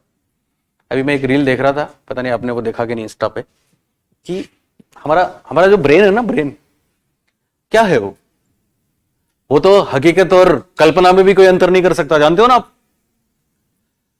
वो तो वास्तविकता और उसके फर्क ही पैदा नहीं कर सकता, मतलब समझता ही नहीं है। तो आप उसको जो फीडिंग देते हो, वो फीडिंग ही हमको मिलती है वापस। इसलिए कहते हैं ना कि इंसान जैसा सोचता है वैसा ही बन जाता है। ऐसा कई बार सुना ना आपने। तो उस रील में बताया था कि कभी भी आपको कोई ऐसा सपना आता है, हमें सपने आते हैं ना सबको, तो सपने में कई बार हम मरने वाले होते हैं ना, और जैसे ही हम मरने वाले होते हैं, मतलब बस अब तो मरे, उसके बाद आंखें खुल जाती। पता आपको क्यों? क्योंकि हमारा दिमाग जानता ही नहीं कि मौत और मौत के बाद क्या है, उसको पता ही नहीं है, इसलिए आंख खुलती है। तो हमारा दिमाग, हमारे दिमाग में जो फीडिंग हम देते हैं, कंडीशनिंग कर लेते हैं, वही चीजें। आप तो कहते हैं ना, अब ऐड आता ना कि मैं स्ट्रांग हूं, लड़की कह रही है मम्मा डर लगता है स्कूल जाने से, तो मां कहती है बेटा मंत्र देती हूं तुम्हें, तुम ऐसा बोलो मैं स्ट्रांग हूं, मैं स्ट्रांग हूं, मैं स्ट्रांग हूं, स्ट्रांग बन गई। यही है सारा खेल। क्लिनिक प्लस इंपॉर्टेंट नहीं है, वो जो मंत्र दे रही है वो इंपॉर्टेंट है। तो ये लोग क्या करते हैं, ये लोग अपने आप से नेगेटिव बातें करते हैं। क्या करते हैं? नेगेटिव बातें करते हैं, नेगेटिव सेल्फ टॉक करते हैं। इसका परिणाम क्या होता है? डिप्रेस्ड हो जाते हैं। तो परीक्षा में आया था सेकंड ग्रेड में, कैसे लोग जो चिंतित होते हैं, नेगेटिव बातें करते हैं, डिप्रेशन फील करते हैं, वो किस प्रकार के व्यक्तित्व में आएंगे। तो 4 ऑप्शन थे, सही जवाब क्या था? मेलनकोलिक। तो याद रखना, मेलनकोलिक उदास है। क्या है? उदास है, सैड है, डिप्रेशन है, अंतर्मुखी है और उदास भी है। पर अंतर्मुखी क्या करते हैं पता है आपको? अंतर्मुखी जो होते हैं वो थॉटफुल भी होते हैं। क्या होते हैं? थॉटफुल होते हैं, हर बात की चिंता करते हैं, हर बात पे चिंतन करते हैं। वो एनालिटिकल भी होते हैं। क्या होते हैं? एनालिटिकल भी होते हैं। ऐसे लोग क्रिएटिव भी होते हैं। बहुत सी विशेषताएं उनकी हो सकती हैं, पर हम तो 2 3 4 जो परीक्षा में आ सकती हैं केवल उन्हीं को लेंगे और उससे बाहर कोई बात आएगी नहीं। ओके, तीसरा है सैंग्विन। तीसरा क्या है? सैंग्विन कौन होता है? बोलो। यस, रक्त प्रदान का मतलब वो पेंगुइन होती है। हाँ, कहां मिलती है पेंगुइन? न्यूजीलैंड में ज्यादा। कीवीज बोलते हैं ना उनको। कल फाइनल, कल नहीं, आज सैटरडे है, संडे को फाइनल, परसों है। ओके, परसों देखना, मैच देखेंगे। अगर हम आए तो यहां देख लेंगे, पक्का देखेंगे। वर्ल्ड कप फाइनल है इंडिया का यार, देखेंगे तो क्यों नहीं देखेंगे। जब अनुष्का देख रही है तो हम क्यों नहीं देखेंगे। संडे को तो आएंगे नहीं, छुट्टी करेंगे। हाँ, उसका बरतारा तो हमारे भी स्टार है। ओके, तो देखो, सुन रहे हो मेरी बात? ध्यान दो। रक्त प्रदान का मतलब क्या हुआ? कि इनकी बॉडी केवल ब्लड से बनी है या बाकी कंपोनेंट्स या बाकी फ्लूइड्स हैं तो सारे। यस, अब कम ज्यादा नहीं है। मतलब देखो, साइंटिफिक भी है ये मेडिकली भी ये चीजें प्रूवन है। यानी जो सैंग्विन प्रकार के होते हैं, इसका मतलब ये नहीं कि सब उनमें 15 लीटर खून है। क्या? ब्लड की मात्रा तो उतनी है, पर क्वांटिटी तो उतनी है, पर क्वालिटी में फर्क है। ब्लड में क्या क्या होता है, बहुत सी चीजें हम आजकल जान गए। जैसे अभी धर्मा जाट को पता है, प्लेटलेट्स काउंट करवा के है, वो होते हैं ना प्लेटलेट्स। आरबीसी होती है, डब्ल्यूबीसी होती है, आरएच फैक्टर होता है, एचबी होता है ना हीमोग्लोबिन। हीमोग्लोबिन के बारे में तो सारे जानते हैं आप लोग। हमारी बॉडी में कितना हीमोग्लोबिन होना चाहिए मैडम, बताओ? 11 से लेके 14-15 तक होना चाहिए ना। 11 तक जनरली, 10 लड़कियों में 10 चलेगा, 9 चलेगा, उससे ज्यादा फिर कहते हैं भी तुम अनार खाओ, बीट्स खाओ, कहते हैं ना सर। तो आप सुन रहे हो? बॉडी, आवाज नहीं आ रही? हमारे शरीर में हीमोग्लोबिन अगर कम है, आप सुन रहे हैं, कम है तो हम कैसे होंगे? एनर्जेटिक होंगे या फिर सुस्त होंगे? सुस्त होंगे। और ज्यादा है तो एनर्जेटिक होंगे, क्योंकि हीमोग्लोबिन हमारे बॉडी के प्रत्येक पार्ट तक ऑक्सीजन ले जाता है ना। तो ये वाली बात इन्होंने बोली है कि जो सैंग्विन होते हैं, रक्त प्रधान व्यक्ति होते हैं, वो कैसे होते हैं? एनर्जेटिक होते हैं। कैसे होते हैं? एनर्जेटिक। इसका मतलब इन सब में साइंस भी है, मेडिकल साइंस भी है, तभी तो इनकी चीजें हम पढ़ रहे हैं। तो रक्त प्रधान सैंग्विन में लिख लो आप, जगह है ना, इसमें लिखो आप। एक्टिव होंगे, क्रियाशील, ये क्या होते हैं? क्रियाशील। जब क्रियाशील होते हैं तो फिर वो प्रसन्नचित भी होते हैं। आप कोई काम करते हो तो आपको हैप्पीनेस मिलती है, तो क्रियाशील, प्रसन्नचित, कोई काम करते हैं डोपामाइन रिलीज होता है, क्रियाशील सेरोटोनिन रिलीज होता है। क्रियाशील होते हैं, प्रसन्नचित होते हैं, ऑप्टिमिस्टिक भी होते हैं। ऑप्टिमिस्टिक, आशावादी। ऊपर वाले निराशावादी हैं, लेकिन नीचे वाले तो आशावादी हैं। क्रियाशील, प्रसन्नचित, आशावादी, चंचल। ये प्लेजर सीकिंग करते रहते हैं, मतलब खुशियां ढूंढते रहते हैं, हर काम में मजा आता है इनको। अब आपको कितना प्लेजर मिल सकता है? आप कैसी चीजें पढ़ रहे हैं, और ये चीजें आपकी जिंदगी बनाने वाली हैं, फिर भी कोई उदास है तो है किस? मेरा थोड़ी है। मैडम आपका ऐसा है ना? हाँ, दे दो इनको, दे दो, पास कर दो। ओके, प्रसन्नचित, क्रियाशील, आशावादी, चंचल। चौथे फ्लेगमेटिक, माफ करें, फ्लेगमेटिक। फ्लेगमेटिक कौन है? फ्लेगमेटिक वो है जिनकी बॉडी में फ्लेम या श्लेष्मा की प्रधानता होती है। प्रधानता मतलब वो डोमिनेट करता है। और ऐसे लोग होते हैं काम। काम समझते हो? काम किसको बोलते हैं? CALM, काम का मतलब शांत। ये लोग होते हैं शांत। ये लोग होते हैं शांत एकदम, मतलब इनको विरक्त कहते हैं। ये रक्त वाले, ये विरक्त हैं, शांत, विरक्त। विरक्त कौन होते हैं? विरक्त वो होते हैं जिनको इमोशंस ज्यादा डिस्टर्ब नहीं करते, इमोशनली स्टेबल, संवेगी, स्थिर, संवेगात्मक रूप से स्थिर होते हैं। शांत, विरक्त, संवेगी, स्थिर। शांत, विरक्त, संवेगी, स्थिर। और एक छोटी सी बात और भी लिख लो, आपका जगह है ना? जगह। कोलेरिक जो है, येलो बाइल जो है, कैसे भी करके कहीं भी साइड में कहीं बना के, कुछ भी इधर बना के, ये हैं आपके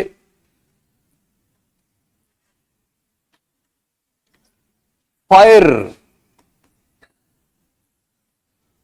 मेलनकोलिक है अर्थ।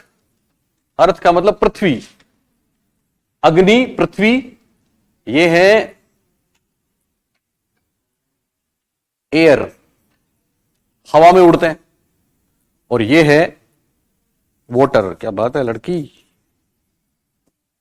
वाटर। कोलेरिक मतलब फायर का मतलब, ये लिख दो आप चारों, फायर, अर्थ, एयर, वाटर। वाटर कौन जाने किसी दिन पेपर में मिलेगा। फायर, अर्थ, एयर, वाटर।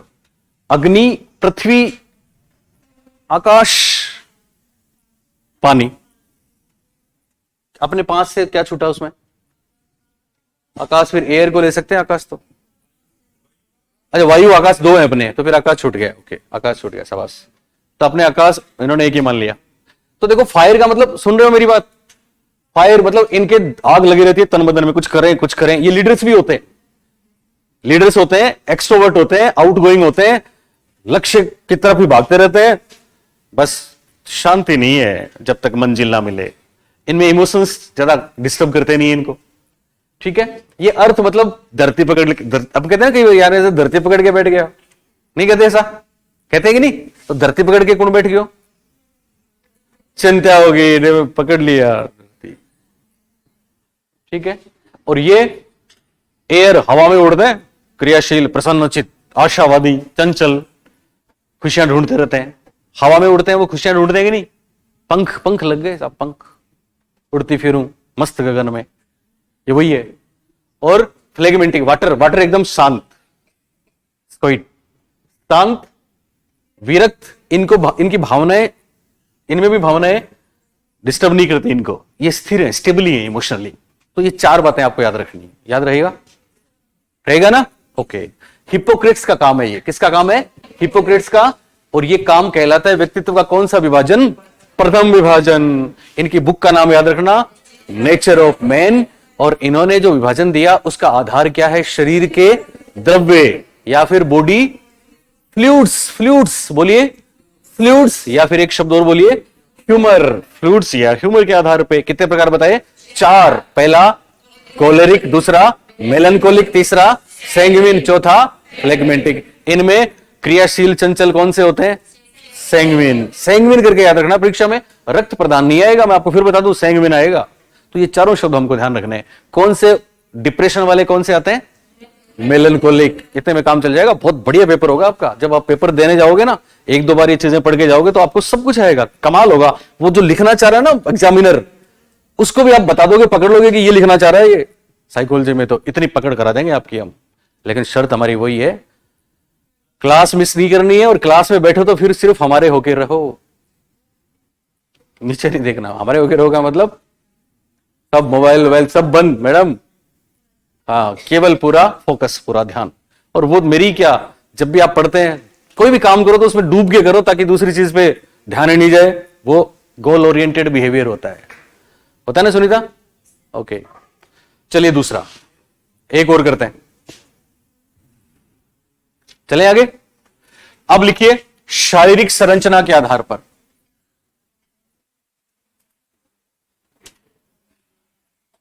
या पहले क्रेशमर का नाम लिख लो, अर्नेस्ट क्रेशमर नाम है इनका, नाम लिखो, Ernst Kretschmer, Ernst Kretschmer, Kretschmer, Ernst क्रेशमर।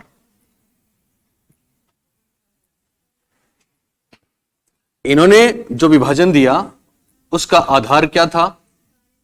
यह शारीरिक संरचना। तो लिख लो शारीरिक संरचना के आधार पर, शारीरिक संरचना के आधार पर, इंग्लिश में बॉडी स्ट्रक्चर, बॉडी स्ट्रक्चर मतलब बॉडी का स्ट्रक्चर बाहर से दिखती कैसी है, दिखता कैसा है। तो अर्नेस्ट क्रेशमर, शारीरिक संरचना इनका आधार है। आधार पर न लिखो तो भी चलेगा, केवल शारीरिक संरचना लिखोगे तो भी चलेगा। और इन्होंने एक बुक लिखी थी, बोलो क्या नाम है? मैंने बताया था आपको अभी, बोलो। Physique and character. क्या नाम है? Physique and character. कई बार फिजिक एंड, 2 बुक है इनकी, कैरेक्टरिस्टिक्स भी पढ़ते हैं हम, बातें की है। तो physique and character, physique and character book आई थी 1921 में।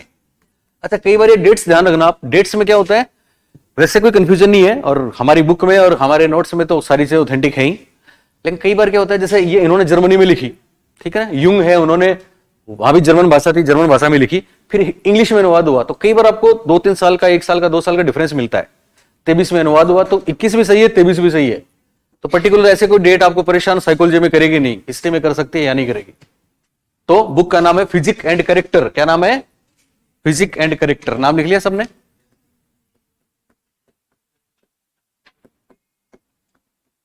कैरेक्टर यानी कितनी बड़ी बात, ये कह रहे हैं कि किसी का शरीर बाहर से कैसा दिखता है, उसके आधार पे उसमें कौन सी बीमारी है इसका पता लग जाएगा। उसके आधार पे उसका नेचर कैसा है पता लग जाएगा, उसका टेम्परामेंट कैसा है पता लग जाएगा। इससे पहले हमने पढ़ा, उसको टेम्परामेंट के नाम से भी उसमें मतलब जाना जाता है। ये टेम्परामेंट ही तो है सारे। तो इस बुक में उन्होंने शारीरिक संरचना के आधार पे व्यक्तित्व के 3 प्रकार बताए साहब। कितने? 4, माफ करें, कितने प्रकार बताए? 4। इन्होंने भी 4 बताए। क्या क्या है, नाम लिखो। पहला है एस्थेनिक, शब्द यही है जो काम के हैं। दूसरा एथलेटिक, पहला एस्थेनिक, दूसरा एथलेटिक,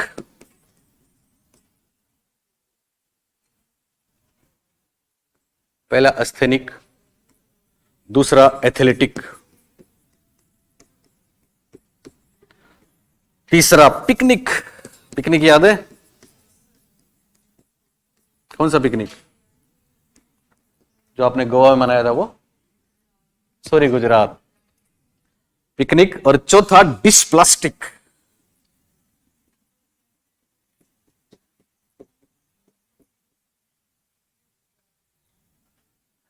एस्थेनिक कौन होते हैं? आगे लिखना है, लंबे, मतलब शरीर दिखता कैसा वही तो है, पतले, कोमल, लंबे पतले कोमल। एथलेटिक कौन होते हैं? एथलेटिक होते हैं, ये तो स्किनी है। स्किनी एक शब्द होता है इंग्लिश में, स्किनी का मतलब होता है, वो होता है ना सीख या पहलवान, दुबले पतले। और ये होते हैं मस्कुलर, मतलब शक्तिशाली, पहलवान जैसे शक्तिशाली, मजबूत। क्या है इनका मजबूत? शरीर, शाबाश, बॉडी, क्योंकि बॉडी के स्ट्रक्चर की बात कर रहे हैं। और पिकनिक कौन होते हैं? गोल मटोल, शाबाश। बोने भी होते हैं, हाइट कम, वो लंबे, ये बोने, मोटे। और लास्ट वाले मिश्रित, कोई एक प्रोपोर्शन नहीं है, उसको मिश्रित बोलेंगे। तो ये 4 प्रकार बताए, क्रेशमर ने 4 प्रकार बताए, विशेषता भी है इनकी, एस्थेनिक, एथलेटिक, पिकनिक, डिस्प्लास्टिक। बोने, मोटे, गोल मटोल कर दो।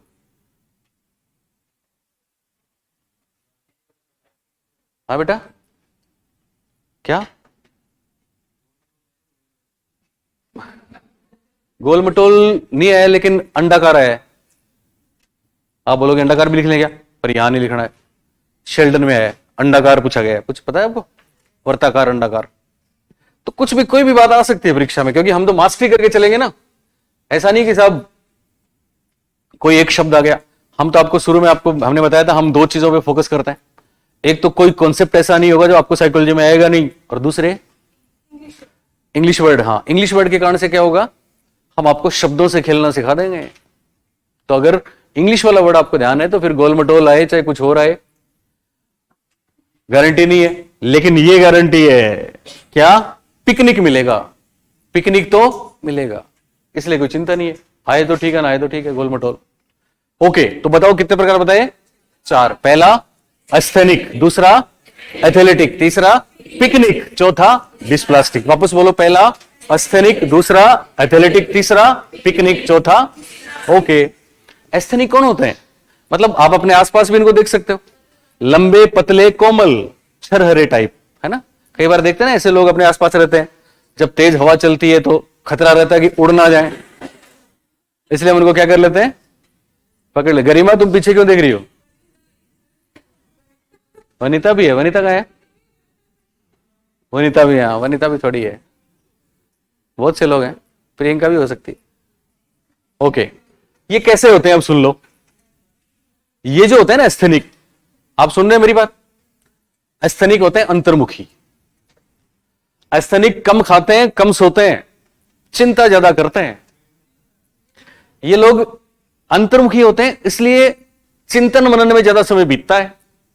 तो लगभग वो सारी बातें एनालिटिकल होते हैं, क्रिएटिव होते हैं, पढ़ने लिखने में बेहतर होते हैं, और बहुत भावुक होते हैं, इसलिए असामाजिक होते हैं। दूसरों के साथ मेल मिलाप करना इनको ज्यादा सुहाता नहीं है, क्योंकि दूसरों की छोटी सी बात इनका दिल तोड़ देती है, और ये पूरी पूरी रात उस बात पे चिंता करते हैं, चिंतन मनन करते हैं, चिंतन करते हैं। नहीं, रोते नहीं है, रोते तो दिखाते नहीं है। अंतर्मुखी रोते नहीं है, और रोते हैं तो अंदर ही अंदर रोते हैं। और बहिर्मुखी लोग क्या होते हैं? बाहर रोते हैं, अंदर से कुछ नहीं होता। हम पढ़ते थे तो हमारे एक साथी था स्टाफ में, सॉरी क्लास में, 6ठी क्लास में, तो मतलब पूरे गांव में प्रसिद्ध है उसकी। तो जैसे इंग्लिश का पीरियड आता, वो आता तो कुछ नहीं उसको, तो वो ऐसे रोता, देखा आपने, ऐसे करके रोने लग जाता, उसकी आंखों में एक भी आंसू नहीं आता, बस वो रो है। फिर थोड़ी देर सब चुप हो जाते, देखता गए क्या गुरुजी। वो होते हैं जो रोते हैं पर अंदर कुछ नहीं होता। इनके अंदर होता है पर ये बाहर से दिखाते नहीं है, क्योंकि ये लोग कौन होते हैं? अंतर्मुखी। बाकी सारी चीजें अंतर्मुखी से जुड़ जाती हैं, ठीक है ना। एनालिटिकल भी होते हैं, थॉटफुल होते हैं, चिंता ज्यादा करते हैं, कम खाते हैं, कम सोते हैं, और बॉडी तो आपने इनकी देख ली। दूसरे कौन होते हैं? एथलेटिक। इसमें लिख लो अंतर्मुखी, आगे लिख लो चिंतनशील, आगे लिख लो, इसमें जगह है ना आपके पास, भावुक, इमोशनल, और एक लिख लो असामाजिक। असामाजिक वैसे अंतर्मुखी की एक विशेषता है, इसलिए नहीं लिखो तो भी चलेगा। असामाजिक तो अंतर्मुखी, चिंतनशील, भावुक, असामाजिक लिख लिया।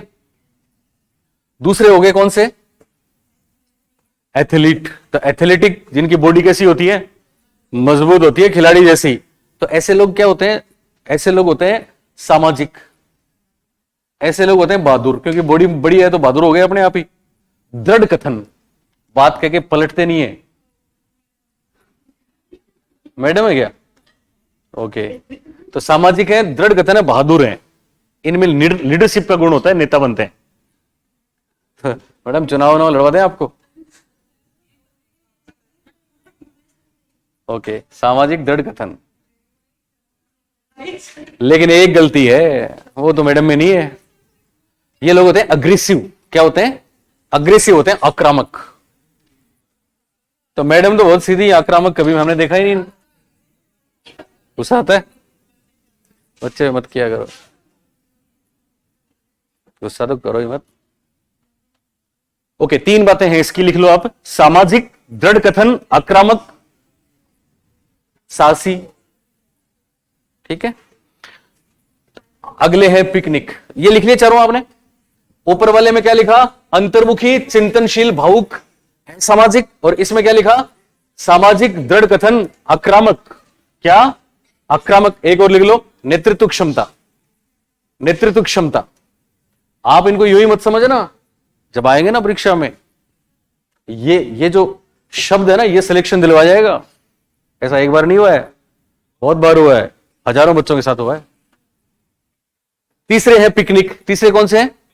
तो पिकनिक में चिंता करने की जरूरत नहीं है। पिकनिक वही है जो पिकनिक मनाते हैं, बस ये खूब खाते हैं, खूब सोते हैं, खूब मजे करते हैं, प्लेजर करते हैं। ऐसे लोग क्या होते हैं? ऐसे लोग सेंस ऑफ ह्यूमर बहुत होता है ना?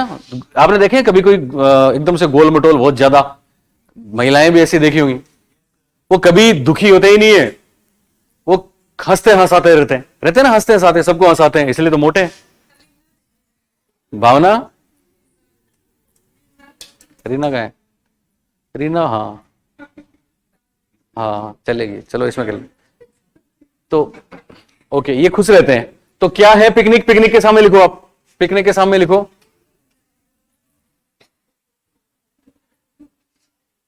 मिलनसार। हालांकि जरूरी नहीं हर बात हम पे लागू हो। मिलनसार, हाँ। मनमोजी,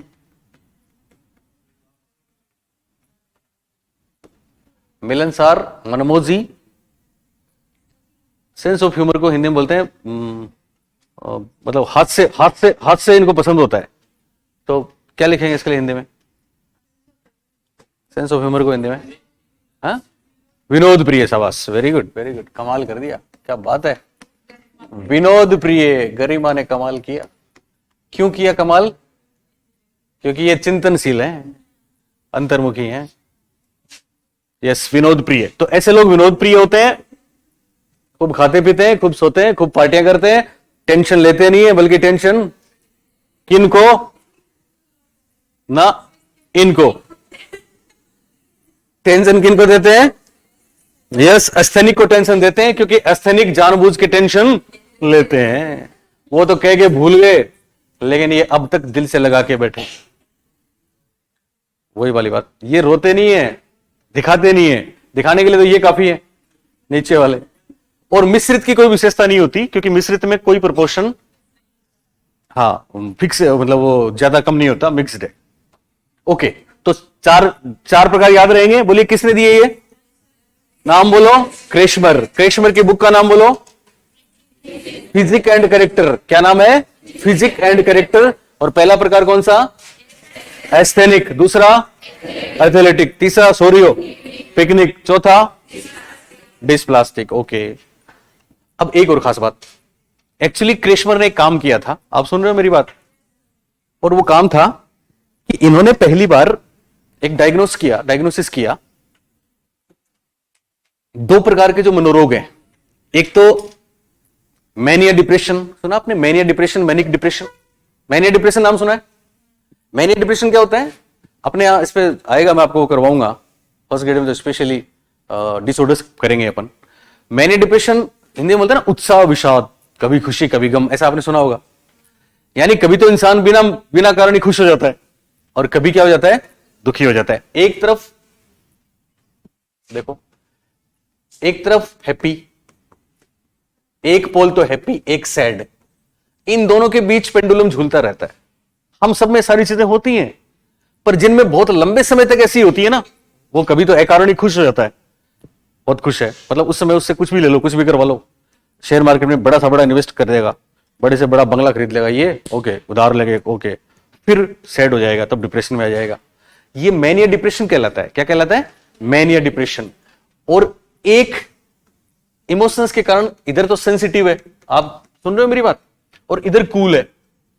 कभी तो बहुत ज्यादा इमोशंस आ जाते हैं और कभी एकदम, वो कहते हैं ना उसको, बिना इमोशंस के हिंदी में क्या शब्द है एक,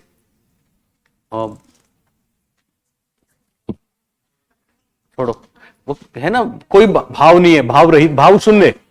कभी भाव शून्य हो जाता है, कभी भावनाएं बहुत ज्यादा आ जाती हैं। और ये क्या है, कभी बहुत खुश और कभी बहुत उदास। तो कभी बहुत खुश और कभी बहुत उदास, इसको कहते हैं साइक्लोइड। इसके लिए एक शब्द आता है, कौन सा? साइक्लोइड, ध्यान रखना। और ये जो है इमोशंस बहुत ज्यादा और बहुत कम, इसके लिए शब्द आता है, आपने सुना होगा स्किज़ोफ्रेनिया, सुना है ना, सिजोफ्रेनिया। तो इसके लिए शब्द आता है सिजोइड। क्या शब्द आता है? सिजोइड। तो ये परीक्षा में आया, ध्यान रखना। साइक्लोइड और सिजोइड दो जो मनोरोग हैं, दोनों के बीच इनको डिफाइन करने वाला, इनको अंतर का डायग्नोसिस करने वाला था अर्नेस्ट क्रेशमर। कौन थे? क्रेशमर। और क्रेशमर ने ये दोनों शब्द काम में लिए, एक तो साइक्लोइड, एक सिजोइड। और किसके लिए काम में लिए हैं? तो ध्यान रखना, जो पहले वाले हैं ना, गरिमा वाले, गया ओके, गरिमा वाले कौन से थे? एस्थेनिक। एस्थेनिक को स्किज़ोफ्रेनिया होने के चांसेस ज्यादा रहते हैं। इनको सिजोफ्रेनिक या स्किज़ोफ्रेनिक पर्सनालिटी भी कहते हैं, इसलिए इनके लिए एक नाम दे दिया उन्होंने, सिजोइड। मैं लिखूंगा, क्या नाम दे दिया? सिजोइड। और ये जो पिकनिक है, बाकी दोनों के लिए नहीं है, पिकनिक है, ये कभी तो मैनिया में होते हैं और कभी डिप्रेशन में होते हैं। तो इनको मैनिया डिप्रेशन वाले आधार पे क्या नाम दिया? साइक्लोइड। लिखो इंपॉर्टेंट, इंपॉर्टेंट करके, इंपॉर्टेंट लिख रहे हो ना? क्रेशमर ने, आप लिखें क्रेशमर ने, हाँ लिखो, चिंता मत, मैं तुम्हें जगा देता हूं इसलिए बोला। क्रेशमर ने एस्थेनिक, क्रेशमर ने अस्थेनिक, क्रेशमर ने अस्थेनिक को, क्रेशमर ने अस्थेनिक को सिजोइड, क्रेशमर ने अस्थेनिक को सिजोइड, ब्रैकेट में लिखो, सिजोइड ब्रैकेट में, इसको स्किज़ोफ्रेनिया भी कह सकते हैं, सिजोफ्रेनिया भी कह सकते हैं, ब्रैकेट में सिजोफ्रेनिक, यानी सिजोफ्रेनिया रोग हो सकता है। सिजोफ्रेनिया बहुत खतरनाक रोग है, बताएंगे आपको हम बाद में फर्स्ट ग्रेड वाले में। तो एस्थेनिक को सिजोइड ब्रैकेट में सिजोफ्रेनिक, तथा पिकनिक को साइक्लोइड, ऐसे लिखना है जैसे मैं लिखवा रहा हूं, पिकनिक को साइक्लोइड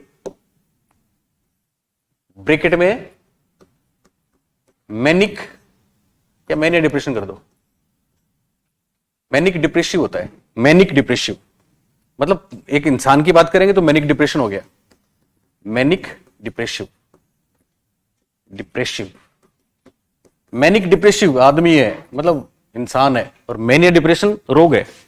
तो क्रेशमर ने एस्थेनिक को सिजोइड या सिजोफ्रेनिक तथा पिकनिक को साइक्लोइड ब्रैकेट में मैनिक डिप्रेसिव कहा है।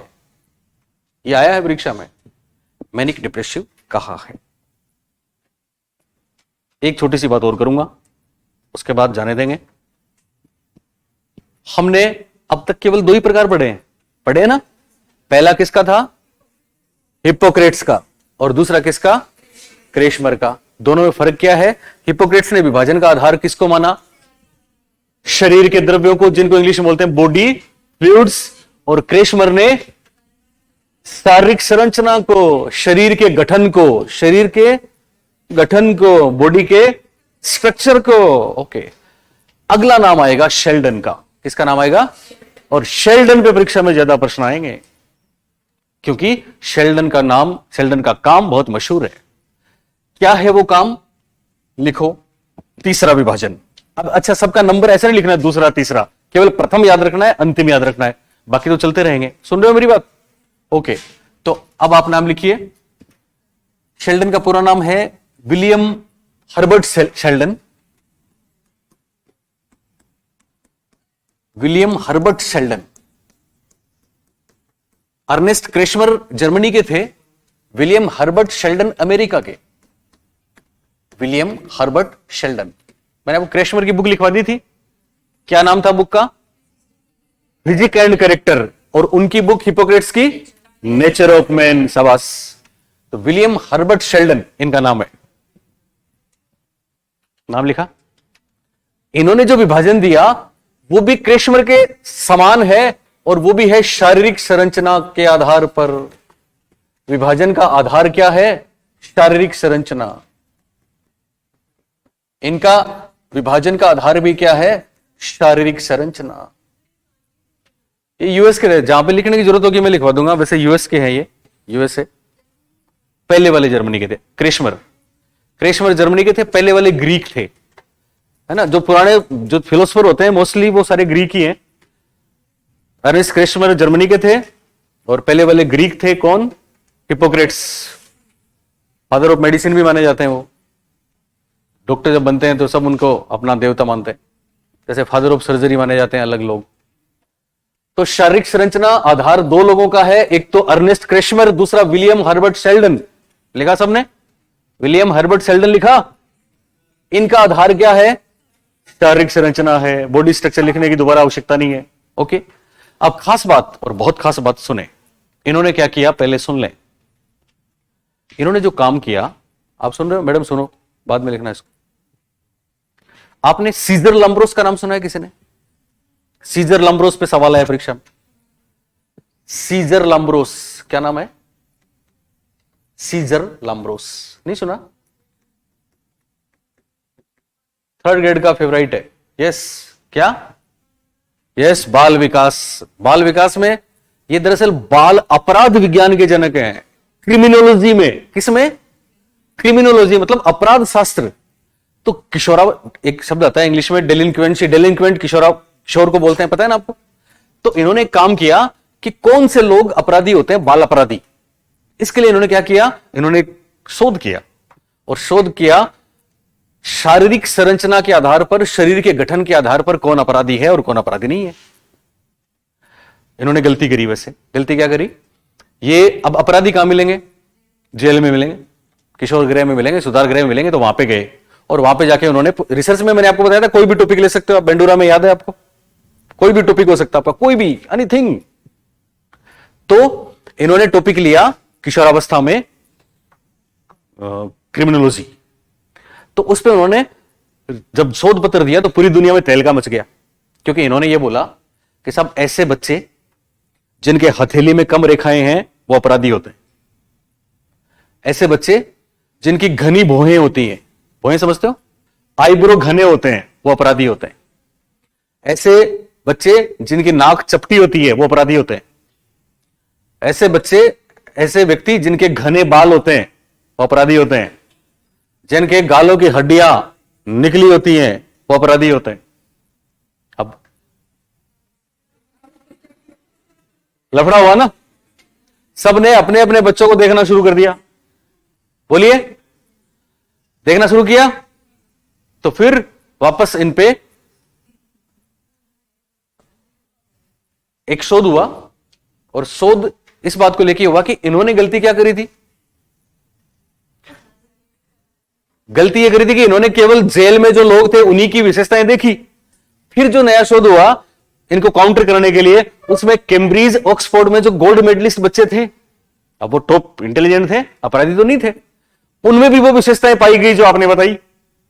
इसका मतलब फिर एक नई बात आई कि साहब सीजर लाम्ब्रोस, आप शारीरिक संरचना के आधार पर किसी को अपराधी बता रहे हो, यह गलत है। अपराध तन में नहीं होता बल्कि मन में होता है। तब जाके राहत की सांस ली। लेकिन सीजर लाम्ब्रोस वाली बात शेल्डन ने अपने अध्ययन में दे दी और इन्होंने क्या किया, इन्होंने 4000 कॉलेज के स्टूडेंट्स के न्यूड फोटो लिए। न्यूड फोटो क्यों लिए? बिना कपड़ों के। और उसको उन्होंने 3 श्रेणियों में बांटा। कितने श्रेणियों में बांटा?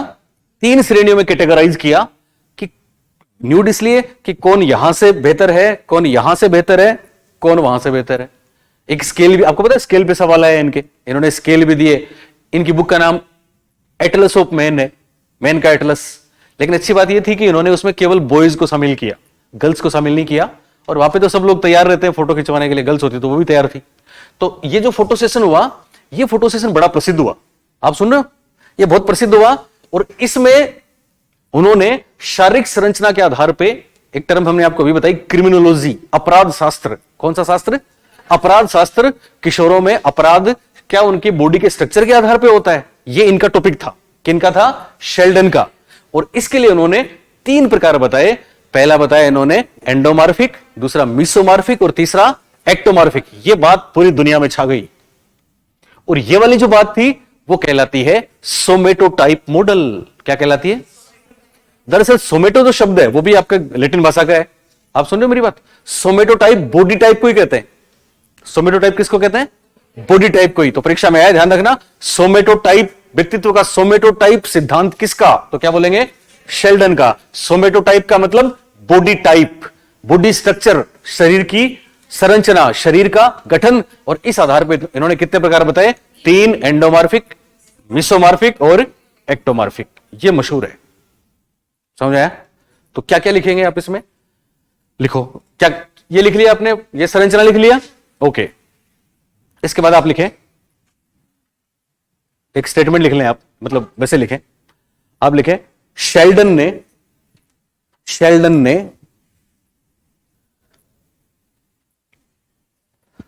बाल अपराध विज्ञान के जनक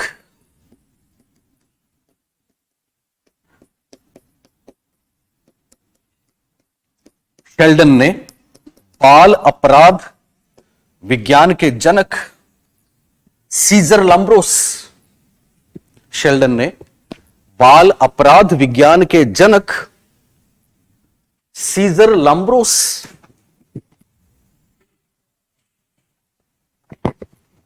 बाल अपराध विज्ञान के जनक सीजर लाम्ब्रोस से प्रभावित होकर, सीजर लाम्ब्रोस नाम लिखना इनका पूरा, सीजर लाम्ब्रोस से प्रभावित होकर व्यक्तित्व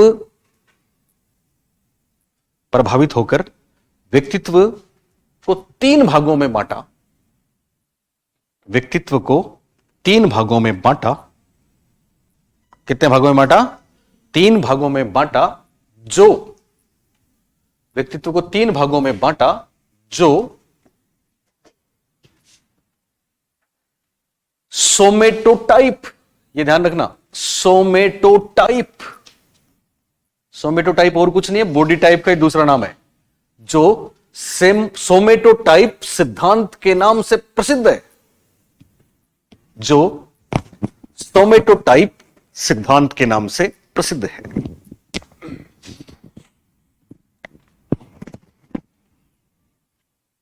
सोमेटोटाइप सिद्धांत के नाम से प्रसिद्ध है। लिखा सबने? और अब प्रसिद्ध है लिखा आपने, ओके। अब ऐसे कर दो और 1 नंबर डाल के लिखो। आगे जगह रखना या 1 लाइन बीच में छोड़ देना। 1 नंबर पे है एंडोमॉर्फिक। एंडोमॉर्फिक भी लिख सकते हैं, एंडोमॉर्फ भी लिख सकते हैं। एंडोमॉर्फ ही लिखो आज, एंडोमॉर्फ। पहला है एंडोमॉर्फ। आपको याद है वो भ्रूणावस्था में, एम्ब्रियोनिक स्टेज में 3 लेयर होती हैं, और यही तो होती है 3। ओके, पहला एंडोमॉर्फ, दूसरा मीसो की मीजो, एक ही बात है, मीसोमार्फ। और तीसरा प्रकार एक्टोमार्फ।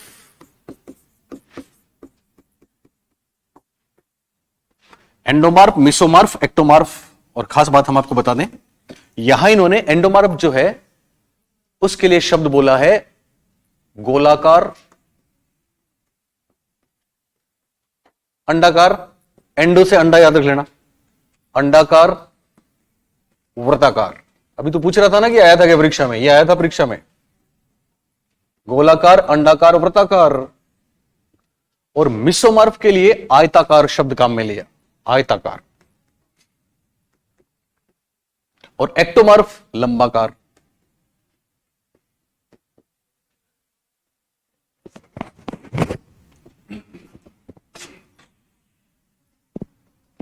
शेल्डन ने सोमेटोटाइप मॉडल में 3 प्रकार बताए, एंडोमार्फ गोलाकार, अंडाकार, वृत्ताकार, मिसोमार्फ आयताकार और एक्टोमार्फ लंबाकार।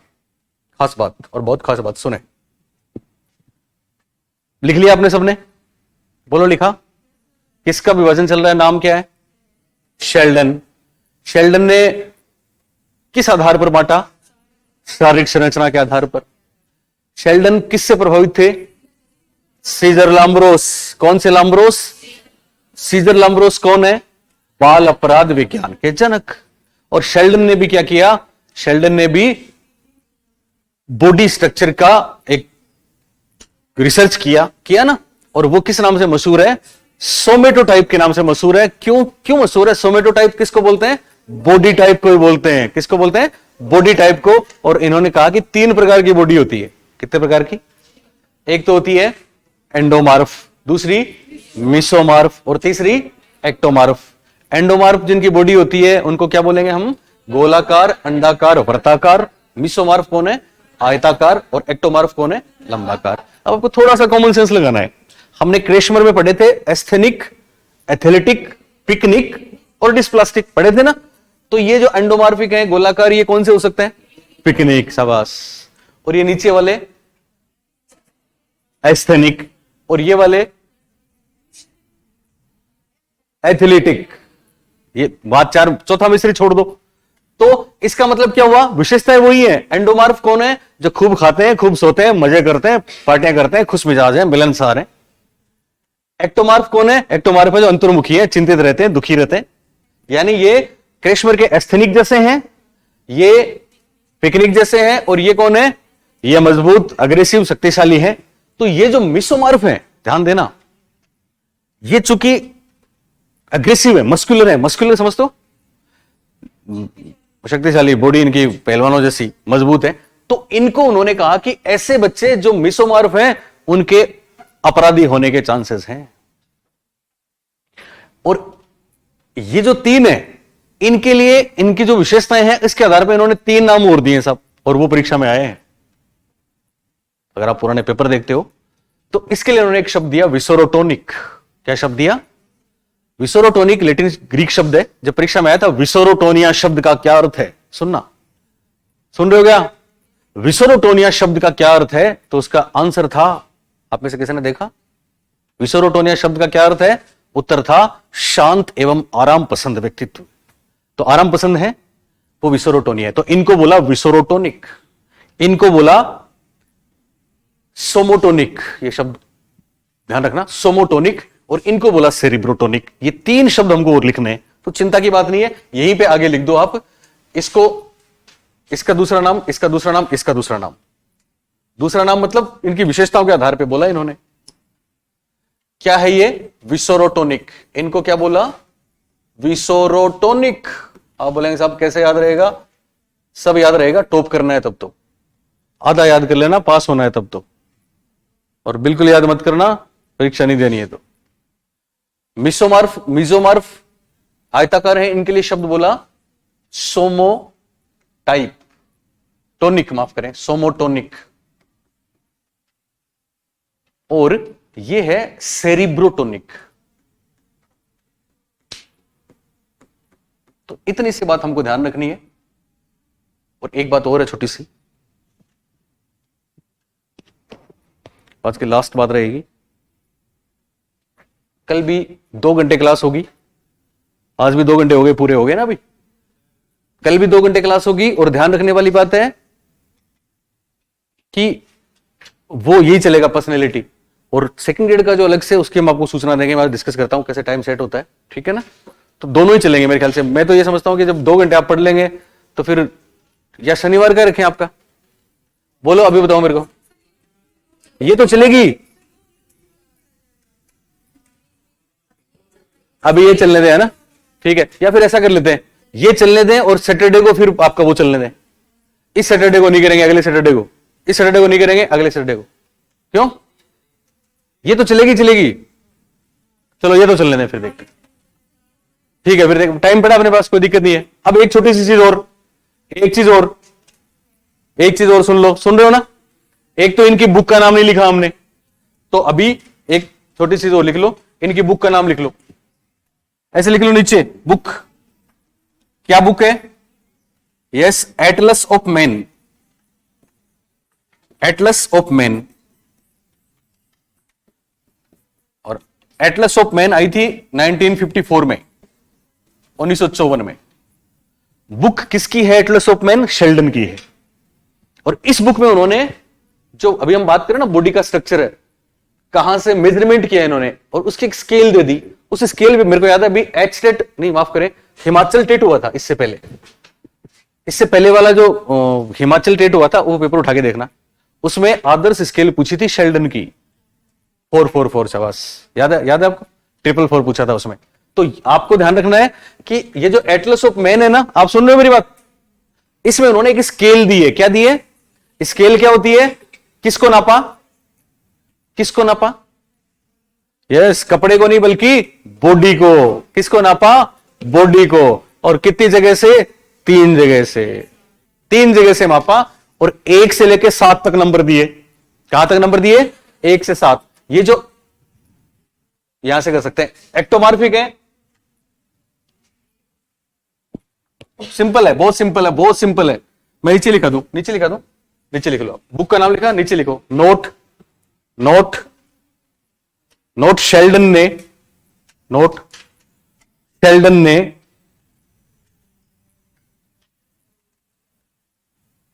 नोट शेल्डन ने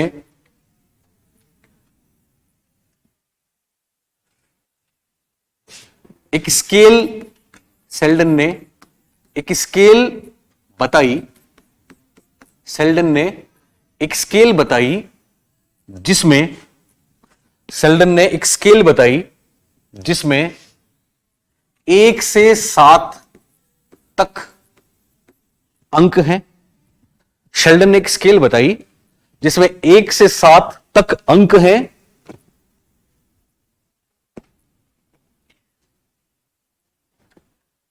एक से 7 तक अंक हैं, और अंक हैं करके डैश कर दो, 1 से 7 तक अंक हैं, डैश। और अब नीचे कोई सा भी लिख लो, ये जो ये है इसमें हो जाएगा 7 1 1, मैं आप अभी बता रहा हूं, इसमें हो जाएगा 1 7 1, और उसमें हो जाएगा एंडोमॉर्फिक में 1 1, नहीं विपरीत, 1 1 सा सही है, नहीं नहीं नहीं, ये होगा, sorry sorry sorry sorry sorry, पतले जो है ना, पतले, इसमें होगा 1 1 7, इसमें होगा 1 7 1, मैं लिखवाऊंगा अभी आपको, आप लिखना मत, इसमें होगा 7 1 1। हाँ, तो है क्या आगे डेस किया आपने, उसके बाद नीचे कोई सा भी लिख लो, पहले कौन सा लिखोगे, ये लिख लो, चलो लिखो एंडोमार्फ, और एंडोमार्फ के सामने लिख दो 7 1 1, फिर मिसोमार्फ लिखो, फिर मिसोमार्फ लिखो, और उसमें लिखो, क्या लिखोगे बीच वाले का, 1 7 1, और फिर तीसरा लिखो एक्टोमार्फ, इसमें लिख दो 1 1 7। नहीं समझे आप इस बात को? सिंपल, ठीक है ना। कोई यहां से मोटा है, मतलब एंडोमार्फ जो है वो यहां से मोटे हैं तो यहां ज्यादा स्केल है, फिर नीचे पतले हो गए। ये बीच वाले हैं तो बीच में बाइसेप्स वगैरह ये सब सही है, और फिर एक्टोमार्फ में ऊपर से पतले और नीचे से मोटे। तो 7 1 1 1 7 1 और 1 1 7। अब वो बात जो परीक्षा में आई थी, लिखो,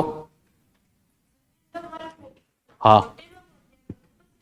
हाँ, ऊपर से बड़े माना उन्होंने। मोटे का मतलब, मोटे ऊपर से का मतलब इनका यहां तक है, ऊपर से का मतलब यहां तक है, और ये थाइज है, और फिर बाकी फ्लीट है। तो यहां मोटे मोटे माने तो यहां तक मोटे हैं। बात समझ आ रही है आपको? आखिरी बात आज की, विशेष करके लिखो, विशेष विशेष शेल्डन के अनुसार, शेल्डन के अनुसार, शेल्डन के अनुसार आदर्श स्केल, आदर्श स्केल का मतलब जिनकी बॉडी आदर्श है। तो आदर्श बॉडी नहीं लिख के, आदर्श शरीर नहीं लिख के, हम आदर्श स्केल लिखते हैं। शेल्डन के अनुसार आदर्श स्केल 4 4 4। अच्छा, इसका मतलब ये नहीं है कि साहब, देखो आपने जो पूछा, यानी यहां पे 7 तक नंबर आ सकते हैं, ठीक है, यहां पे 7 तक आ सकते हैं, यहां पे 7 तक आ सकते हैं। तो इनमें उनके एकदम जहां से स्टार्टिंग होती है वहां के नंबर है, और इसमें पूरे नंबर है। इसका मतलब एंडोमॉर्फिक में नीचे तो मार्क्स बढ़ते नहीं है, ऊपरी मार्क्स बढ़ते हैं, इनमें बीच में मार्क्स बढ़ते हैं, और इनमें नीचे मार्क्स बढ़ते हैं। बात समझ आई? ओके, तो आदर्श स्केल क्या लिखा? 4 4 4 बताई शेल्डन ने। आदर्श स्केल 444 नहीं होगा, 4-4 बताइए। तो ये एक एक्स्ट्रा बात याद रखें, बहुत सिंपल सी बात है, ठीक है ना, एक तरीके से न्यूमेरिकल है, तो आपको ऐसे याद रह जाएगा। बोलो सुनीता, है ना? ठीक है, ओके, थैंक यू।